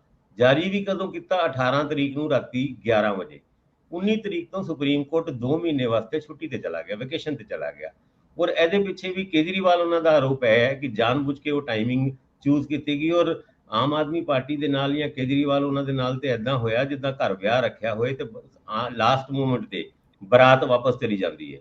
ਪਰ ਆ ਜਿਹੜੀ ਗੱਲਾਂ ਹੁਣ ਕੋਰਟਾਂ ਦੇ ਵਿੱਚ ਚੱਲ ਰਹੀ ਹੈ, ਕੋਰਟ ਦੇ ਵਿੱਚ ਰਿਵਿਊ ਪਟੀਸ਼ਨ ਪਾਇਆ ਉਹਨਾਂ ਨੇ, ਜਿਹੜਾ ਕੇਂਦਰ ਸਰਕਾਰ ਨੇ, ਕਿ ਵੀ ਆ ਜਿਹੜੀ 5 ਜੱਜਸ ਦੀ ਬੈਂਚ ਦਾ ਜਿਹੜਾ ਫੈਸਲਾ ਸੀਗਾ ਉਹਨੂੰ ਵਧਾ ਕੇ ਹੁਣ 9 ਜੱਜਸ ਦੀ ਬੈਂਚ ਨੂੰ ਕੀ ਦਿੱਤਾ ਜਾਵੇ, ਕਿਉਂਕਿ ਉਸ ਜੱਜਮੈਂਟ ਦੇ ਵਿੱਚ 68 ਮਿਸਟੇਕ ਸੀਗੀ ਜਿਹਨੂੰ ਪੁਆਇੰਟ ਆਊਟ ਕੀਤਾ ਹੈ ਕੇਂਦਰ ਸਰਕਾਰ ਦੇ ਵਕੀਲਾਂ ਨੇ। ਹੁਣ ਉਸ ਤੋਂ ਬਾਅਦ ਹਜੇ 2 ਮਹੀਨੇ ਬਾਅਦ ਇਸ ਰਿਵਿਊ ਪਟੀਸ਼ਨ ਦੇ ਉੱਤੇ ਫੈਸਲਾ ਹੋਏਗਾ। ਕੇਜਰੀਵਾਲ ਉਹਨਾਂ ਦਾ ਸਵਾਲ ਹੈ ਵੇ ਕਿ ਜੇ ਤੁਸੀਂ ਆਰਡੀਨੈਂਸ ਹੀ ਜਾਰੀ ਕਰਤਾ ਫਿਰ ਰਿਵਿਊ ਪਟੀਸ਼ਨ ਦੀ ਲੋੜ ਕੀ ਸੀ? ਜੇ ਤੁਸੀਂ ਆਰਡੀਨੈਂਸ ਦੇ ਰਾਹੀਂ ਸੁਪਰੀਮ ਕੋਰਟ ਦੇ ਆਰਡਰ ਨੂੰ ਨਲੀਫਾਈ ਕਰ ਹੀ ਦਿੱਤਾ, ਫਿਰ ਤੁਸੀਂ ਰਿਵਿਊ ਪਟੀਸ਼ਨ ਕਿਉਂ ਪਾ ਰਹੇ ਹੋ? ਦੂਜੇ ਪਾਸੇ ਜਿਹੜੀ ਕੇਜਰੀਵਾਲ ਜਾਂ ਦਿੱਲੀ ਸਰਕਾਰ ਆਰਡੀਨੈਂਸ ਨੂੰ ਚੈਲੰਜ ਕਰਨ ਵਾਸਤੇ ਪਟੀਸ਼ਨ ਪਾ ਰਹੀ ਹੈ ਸੁਪਰੀਮ ਕੋਰਟ ਦੇ ਵਿੱਚ, ਉਹਦੇ ਵਿੱਚ ਕੇਂਦਰ ਸਰਕਾਰ ਕੈਵੀਏਟ ਲਾ ਰਹੀ ਹੈ ਕਿ ਬਿਨਾਂ ਸਾਨੂੰ ਸੁਣੇ ਆਰਡੀਨੈਂਸ ਦੇ ਉੱਤੇ ਕੋਈ ਫੈਸਲਾ ਨਹੀਂ ਕੀਤਾ ਜਾਵੇ। ਯਾਨੀ ਹੁਣ ਇਹ ਲੀਗਲ ਐਂਗਲ ਤੇ ਇੱਕ ਪਰਸੈਪਸ਼ਨ ਐਂਗਲ, ਦੋਨੋਂ ਐਂਗਲ ਦੇ ਉੱਤੇ ਲੜਾਈ ਚੱਲ ਰਹੀ ਹੈ। ਤੇ ਤੀਜਾ ਬਿਊਰੋਕ੍ਰੈਟਿਕ ਐਂਗਲ, ਉਹ ਹੁਣ ਇਹਦੇ ਵਿੱਚ ਜੁੜ ਗਿਆ। ਆਉਣ ਵਾਲੇ 2-3 ਮਹੀਨਿਆਂ ਦੇ ਵਿੱਚ ਇਸ ਮੁੱਦੇ ਨੂੰ ਸਿਖਰ ਤੇ ਲੈ ਕੇ ਜਾਣ ਦੀ ਕੋਸ਼ਿਸ਼ ਕੀਤੀ ਜਾਏਗੀ ਔਰ ਕੋਸ਼ਿਸ਼ ਹੋ ਵੀ ਰਹੀ ਹੈ। ਕੱਲ ਹੀ ਦੇਖੋ ਤੁਸੀਂ, ਤਕਰੀਬਨ ਸਾਰੀ ਆਪੋਜੀਸ਼ਨ ਪਾਰਟੀਆਂ ਨੇ, ਹੁਣ ਆਪੋਜੀਸ਼ਨ ਪਾਰਟੀ ਦੇ ਨਾਂ ਲਈਏ ਤੇ ਮੇਰੇ ਖਿਆਲ ਨਾਲ ਇਹਦੇ ਵਿੱਚ ਕੋਈ ਬਚਦਾ ਹੀ ਨਹੀਂ। ਹੁਣ ਭਾਵੇਂ ਕਾਂਗਰਸ ਹੋਏ, ਰਾਸ਼ਟਰੀ ਜਨਤਾ ਦਲ ਹੋਏ, ਜਨਤਾ ਦਲ ਯੂਨਾਈਟਿਡ ਹੋਏ, ਤ੍ਰਿਣਮੂਲ ਕਾਂਗਰਸ ਹੋਏ, CPIM ਹੋਏ, ਔਰ ਉਸ ਤੋਂ ਇਲਾਵਾ CPI ਤੇ ਨੈਸ਼ਨਲ ਕਾਨਫਰੰਸ, ਸ਼ਿਵ ਸੈਨਾ, ਯਾਨੀ तमाम ਪੋਲੀਟੀਕਲ ਪਾਰਟੀ ਨੇ ਇਸ ਮੁੱਦੇ ਦੇ ਉੱਤੇ ਦਿੱਲੀ ਸਰਕਾਰ ਨੂੰ ਸਪੋਰਟ ਕਰਨ ਦਾ ਫੈਸਲਾ ਕੀਤਾ ਹੈ। ਕੇਜਰੀਵਾਲ ਉਹਨਾਂ ਨੇ ਵੀ ਉਸ ਪ੍ਰੈਸ ਕਾਨਫਰੰਸ ਦੇ ਵਿੱਚ ਇਹੀ ਗੱਲ ਕੀਤੀ ਕਿ ਉਹ ਸਾਰੇ ਆਪੋਜੀਸ਼ਨ ਲੀਡਰ ਨੂੰ ਮਿਲ ਕੇ ਇਸ ਗੱਲ ਨੂੰ ਇਨਸ਼ੋਰ ਕਰਨਗੇ ਕਿ ਰਾਜ ਸਭਾ ਦੇ ਵਿੱਚ ਇਹ ਆਰਡੀਨੈਂਸ ਕਿਸੇ ਤਰੀਕੇ ਨਾਲ ਪਾਸ ਨਾ ਹੋਏ। ਯਾਨੀ ਹੁਣ ਲੜਾਈ ਰਾਜ ਸਭਾ ਦੇ ਵਿੱਚ ਔਰ 2024 ਦੇ ਵਿੱਚ ਭਾਵੇਂ ਇਸ ਆਰਡੀਨੈਂਸ ਦੇ ਜ਼ਰੀਏ ਹੀ ਜੇ ਸਾਰੀ ਆਪੋਜੀਸ਼ਨ ਪਾਰਟੀਆਂ ਇੱਕ ਮੰਚ ਤੇ ਆ ਜਾਂਦੀ ਹੈ, ਹੋ ਸਕਦਾ ਕੇਂਦਰ ਸਰਕਾਰ ਨੂੰ ਇਸ ਗੱਲ ਦਾ ਜਾਂ ਭਾਜਪਾ ਨੂੰ ਇਸ ਗੱਲ ਦਾ ਫਾਇਦਾ ਵੀ ਹੋਏ ਕਿ ਇੱਕੋ ਸ਼ੋਟ ਨਾਲ ਸਾਰੇ ਗਏ। ਲੇਕਿਨ ਜੇ ਝੁੰਡ ਬਣਾ ਕੇ ਆ ਗਏ ਤੇ ਫਿਰ ਮੁਸ਼ਕਿਲ ਵੀ ਪੈ ਸਕਦੀ ਹੈ ਭਾਜਪਾ ਨੂੰ, ਖਾਸ ਕਰਕੇ ਤਦ ਜਦ ਪਰਸੈਪਸ਼ਨ ਦੀ ਲੜਾਈ ਦੇ ਵਿੱਚ ਤੁਸੀਂ ਪਿਛਾਂ ਜਾਂਦੇ ਨਜ਼ਰ ਆਓ। ਭਾਸਕਰ ਸਾਹਿਬ, ਤੁਸੀਂ ਜਿਹੜੀ ਗੱਲ ਕਹਿ ਰਹੇ ਹੋ ਇਹਦੇ ਕਈ ਅਰਥ ਆ। ਮੈਂ ਇੰਦਰਪ੍ਰੀਤ ਜੀ ਆਉਣਾ ਤੁਹਾਡੇ ਕੋਲ, ਤੁਸੀਂ ਯਾਦ ਰੱਖਿਓ ਕਿਹੜੀ ਗੱਲ ਕਰਨੀ, ਭੁੱਲ ਨਾ ਜਾਇਓ। ਦੋ ਗੱਲਾਂ ਨੇ, ਕੀ ਕੇਜਰੀਵਾਲ ਨੂੰ ਜਾਣ ਬੁੱਝ ਕੇ ਨਿਸ਼ਾਨੇ ਤੇ ਲੈ ਕੇ ਏਡਾ ਵੱਡਾ ਕੀਤਾ ਜਾ ਰਿਹਾ ਕਿ ਰਾਹੁਲ ਗਾਂਧੀ ਜਾਂ ਕਾਂਗਰਸ ਦਾ ਜਿਹੜਾ ਖਤਰਾ ਇੱਕ ਸਟੇਟ ਤੋਂ ਦੂਜੀ ਸਟੇਟ ਤੱਕ ਵੱਧਦਾ ਜਾ ਰਿਹਾ, ਉਹਨੂੰ ਹਾਸ਼ੀਏ ਤੇ ਰੱਖਿਆ ਜਾਵੇ, ਉਹਦੀ ਚਰਚਾ ਘੱਟ ਤੋਂ ਘੱਟ ਹੋਵੇ, ਕੇਜਰੀਵਾਲ ਨੂੰ ਫੋਕਸ ਵਿੱਚ ਲੈ ਆਓ। ਔਰ ਘੱਟੋ ਘੱਟ ਕੇਜਰੀਵਾਲ ਕੋਈ ਇਹੋ ਜਿਹਾ ਸੰਗਠਨ ਕੋਈ ਨਹੀਂ ਕਿ ਉਹ ਆਉਂਦੇ 5-7 ਸਾਲਾਂ ਦੇ ਵਿੱਚ ਉਹਨਾਂ ਲਈ ਥ੍ਰੈਟ ਬਣ ਸਕੇ, ਛੋਟਾ ਮੋਟਾ ਥ੍ਰੈਟ। ਇਹਦੇ ਨਾਲ ਦੋ ਖੇਮਿਆਂ 'ਚ ਵਿਰੋਧੀ ਦਲ ਵੰਡੇ ਜਾਣਗੇ, ਕੇਜਰੀਵਾਲ ਨਾਲ ਖੜਨ ਵਾਲੇ ਤੇ ਨਾ ਖੜਨ ਵਾਲੇ। ਕੇਜਰੀਵਾਲ ਸਾਹਿਬ ਦੂਜਿਆਂ ਨਾਲ ਆਪ ਕਦੇ ਘੱਟ ਹੀ ਖੜੇ ਆ, ਇਹਨਾਂ ਨਾਲ ਕਿੰਨੇ ਖੜਦੇ ਆ ਗਰਾਊਂਡ ਤੇ, ਇਹ ਦੇਖਣ ਵਾਲੀ ਗੱਲ ਹੋਊਗੀ। ਵੈਸੇ ਦੁਖੀ ਆਤਮਾਵਾਂ ਕੇਜਰੀਵਾਲ ਦੇ ਹੱਕ 'ਚ ਆਈਆਂ ਨੇ ਕਿ ਉਹ ਉੱਥੋਂ ਤੱਕ ਬਿਆਨਾਂ ਤੱਕ ਸੀਮਤ ਰਹਿਣਗੀਆਂ ਜਾਂ ਅੱਗੇ ਵਧਣਗੀਆਂ। ਦੂਜੀ ਗੱਲ, ਕੀ ਬੀਜੇਪੀ ਕੀ ਕੇਂਦਰ ਸਰਕਾਰ ਕੀ ਸੱਤਾ ਨੇ, ਕੇਂਦਰੀ ਸੱਤਾ ਨੇ ਬੜਾ ਸੋਚ ਸਮਝ ਕੇ ਫੈਸਲਾ ਲਿਆ ਕਿ ਜਦੋਂ ਤੁਸੀਂ ਆਰਡੀਨੈਂਸ ਲੈ ਕੇ ਆ ਰਹੇ ਹੋ ਨਾਲ ਹੀ ਰਿਵਿਊ ਪਟੀਸ਼ਨ ਪਾ ਰਹੇ ਹੋ। ਰਿਵਿਊ ਪਟੀਸ਼ਨ ਪਾਉਣ ਦਾ ਮਤਲਬ ਹੈ ਕਿ ਜੇ ਸੱਚਮੁੱਚ ਉਹ ਜਿਹੜੀਆਂ ਗਲਤੀਆਂ ਜੱਜਮੈਂਟ 'ਚ ਦੇਖੀਆਂ ਗਈਆਂ, ਕੰਸੀਡਰ ਕੀਤੀਆਂ ਜਾਂਦੀਆਂ ਨੇ, ਕੋਈ ਵੱਡਾ ਬੈਂਚ ਬਣਦਾ ਹੈ ਤੇ ਵੱਡਾ ਬੈਂਚ ਸੁਣਵਾਈ ਕਰਦਾ ਹੈ, ਕਾਹਲੀ ਦੇ ਵਿੱਚ ਜੇ ਨਹੀਂ ਹੁੰਦੀ ਤਾਂ ਕੀ ਇਹਦੇ ਲਈ 1-2 ਸਾਲ ਪਹਿਲੀ ਜਿਹੜੀ ਸੰਵਿਧਾਨਕ ਬੈਂਚ ਵਾਲੀ ਸੁਣਵਾਈ ਵਾਂਗੇ ਅੱਗੇ ਤੱਕ ਲਟਕੂ? ਉਦੋਂ ਤੱਕ ਫਿਰ ਇਹ ਖਟਾਈ 'ਚ ਪੈ ਜਾਊਗਾ ਮਾਮਲਾ। ਜਦੋਂ ਆਰਡੀਨੈਂਸ ਚੈਲੰਜ ਕੀਤਾ ਜਾਊਗਾ ਕਿਤੇ ਆਰਡੀਨੈਂਸ ਵਾਲਾ ਮਾਮਲਾ ਵੀ ਇਹ ਕਿਹਾ ਜਾਊਗਾ ਵੀ ਇਹਨੂੰ ਵੀ ਦੂਜੀ ਇਕੱਠੀ ਸੁਣਵਾਈ ਨਾਲ ਜੋੜ ਦਿਓ, ਔਰ ਇਹ ਏਡੀ ਲੰਬੀ ਲੜਾਈ ਕਾਨੂੰਨੀ ਹੋ ਜਾਊਗੀ ਕਿ ਫਿਰ ਇਹਦੇ ਵਿੱਚ ਕੇਜਰੀਵਾਲ ਸਾਹਿਬ ਨੂੰ ਸਿਰਫ ਤੇ ਸਿਰਫ ਸਵਾਏ ਇਹ ਸਾਹਸ ਦੇ ਕਿ ਮੇਰੇ ਹੱਕ 'ਚ ਫੈਸਲਾ ਆ ਜਾਊਗਾ, ਉਦੋਂ ਤੱਕ ਇੰਤਜ਼ਾਰ ਕਰਨਾ ਪਊਗਾ ਤੇ ਇੰਤਜ਼ਾਰ ਲੰਬੀ ਤੋਂ ਲੰਬੀ ਹੋ ਸਕਦੀ। ਹੁਣ ਗੱਲ ਕਰੋ ਜੀ ਤੁਸੀਂ, ਕਿਉਂਕਿ ਇਹ ਡਿਲੇ ਟੈਕਟਿਕਸ ਵੀ ਨੇ, ਆਰਡੀਨੈਂਸ ਲਿਆਉਣਾ, ਰਿਵਿਊ ਪਟੀਸ਼ਨ ਔਰ ਕੈਬਨਿਟ ਦਾਖਲ ਕਰਨਾ, ਸਾਨੂੰ ਸੁਣੇ ਬਿਨਾਂ ਨਾ ਕਰਿਓ। ਮੈਨੂੰ ਲੱਗਦਾ ਇਹਨੂੰ ਲੰਬਾ ਖਿੱਚਣ ਲਈ ਉਹਨਾਂ ਕੋਲ 100 ਬਹਾਨੇ ਹੋਣਗੇ ਜਿਹਦੇ 'ਚ ਉਹ ਕੇਜਰੀਵਾਲ ਸਾਹਿਬ ਨੂੰ ਧਵਸਤ ਕਰ ਦੇਣਗੇ, ਇੰਜ ਉਹਨਾਂ ਨੂੰ ਲੱਗਦਾ ਹੋਊਗਾ। ਹਾਂਜੀ ਇੰਦਰਪ੍ਰੀਤ। ਦੇਖਿਓ, ਜਿੱਥੇ ਤੱਕ ਲੜਾਈ ਦੀ ਗੱਲ ਹੈਗੀ ਹੈ 2024 ਮਈ ਜਦੋਂ ਦੇਸ਼ ਦੇ ਵਿੱਚ ਲੋਕ ਸਭਾ ਦੇ ਇਲੈਕਸ਼ਨ ਹੋਣੇ ਨੇ, ਉਹਦੇ ਵਿੱਚ ਟਾਈਮ ਬਾਇੰਗ ਬੜਾ ਇੰਪੋਰਟੈਂਟ ਹੈ, ਟਾਈਮਿੰਗ ਬਹੁਤ ਇੰਪੋਰਟੈਂਟ ਹੈ। ਜੇ ਇਹ ਲੜਾਈ ਅੱਜ ਫਿਰ ਦੁਬਾਰਾ ਅਦਾਲਤਾਂ ਦੇ ਵਿੱਚ ਰਗੜੀ ਜਾਂਦੀ ਹੈ ਤੇ ਘੱਟ ਤੋਂ ਘੱਟ 1 ਸਾਲ ਦੇ ਵਿੱਚ ਤੇ ਇਹਦਾ ਕੋਈ ਫੈਸਲਾ ਆਉਣ ਨਹੀਂ ਵਾਲਾ। ਜੇ ਰਿਵਿਊ ਪਟੀਸ਼ਨ ਨੂੰ ਸਿਰੇ ਤੋਂ ਸੁਪਰੀਮ ਕੋਰਟ ਰਿਜੈਕਟ ਕਰ ਦਿੰਦੇ ਨੇ ਤੇ ਫਿਰ ਆਰਡੀਨੈਂਸ ਖੜਾ ਹੈ, ਆਰਡੀਨੈਂਸ ਨੂੰ ਵੀ ਰਿਜੈਕਟ ਕਰਨਾ ਪਏਗਾ, ਰਿਵਿਊ ਪਟੀਸ਼ਨ ਨੂੰ ਵੀ ਰਿਜੈਕਟ ਕਰਨਾ ਹੈਗਾ, ਫਿਰ ਜਾ ਕੇ ਕੇਜਰੀਵਾਲ ਉਹਨਾਂ ਦੀ ਗੱਲ ਆਉਂਦੀ ਹੈ। ਤਦ ਤੱਕ ਉਹ ਜਿਹੜੀ ਕੇਂਦਰ ਸਰਕਾਰ ਹੈ ਕੋਈ ਨਵਾਂ ਰਸਤਾ ਲੱਭ ਲੇਗੀ, ਕੇਜਰੀਵਾਲ ਉਹਨਾਂ ਨੂੰ ਦੂਜੇ ਰਾਹ ਪਾਉਣ ਦੀ ਕੋਸ਼ਿਸ਼ ਕਰੇਗੀ। ਯਾਨੀ ਇਹ ਡਿਲੇ ਟੈਕਟਿਕਸ ਹੈ। ਔਰ ਆਪੋਜੀਸ਼ਨ ਨੂੰ ਇਸ ਮੁੱਦੇ ਦੇ ਉੱਤੇ ਜਦ ਇਕੱਠੇ ਆਉਣ ਦਾ ਇੱਕ ਤਰੀਕੇ ਨਾਲ ਸੱਦਾ, ਹੁਣ ਇਸ ਮੁੱਦੇ ਦੇ ਉੱਤੇ ਕਿਹੜੀ ਪੋਲੀਟੀਕਲ ਪਾਰਟੀ ਹੈ, ਖਾਸ ਕਰਕੇ ਆਪੋਜੀਸ਼ਨ ਪਾਰਟੀ, ਜਿਹੜੀ ਕੇਜਰੀਵਾਲ ਉਹਨਾਂ ਦਾ ਘੱਟ ਤੋਂ ਘੱਟ ਸਟੇਟਮੈਂਟ ਦੇ ਵਿੱਚ ਸਾਥ ਨਹੀਂ ਦੇਗੀ? ਸਾਰਿਆਂ ਨੂੰ ਦੇਣੀ ਪਏਗੀ। ਔਰ ਇੱਥੇ ਤੱਕ ਕਿ ਜਿਹੜੀ ਵਿਰੋਧੀ ਪਾਰਟੀ ਹੈ ਉਹਨਾਂ ਨੇ ਇਸ ਨੂੰ ਇਹ ਗੱਲ ਕਹੀ ਹੈ ਵੀ ਜਿਹੜੀ ਵੀ ਇਲੈਕਟਡ ਗਵਰਨਮੈਂਟ ਹੈ ਕਿਸੇ ਵੀ ਸੂਬੇ ਦੇ ਵਿੱਚ ਹੈ, ਕਿਸੇ ਵੀ ਪਾਰਟੀ ਦੇ ਵਿੱਚ ਹੈ, ਹੁਣ ਸਮਝੋ ਉਹ ਸਾਰੀਆਂ ਖਤਰੇ ਦੇ ਵਿੱਚ ਹੈ। ਸਿਰਫ ਗੱਲ ਦਿੱਲੀ ਦੀ ਸਰਕਾਰ ਦਾ ਨਹੀਂ ਹੈ।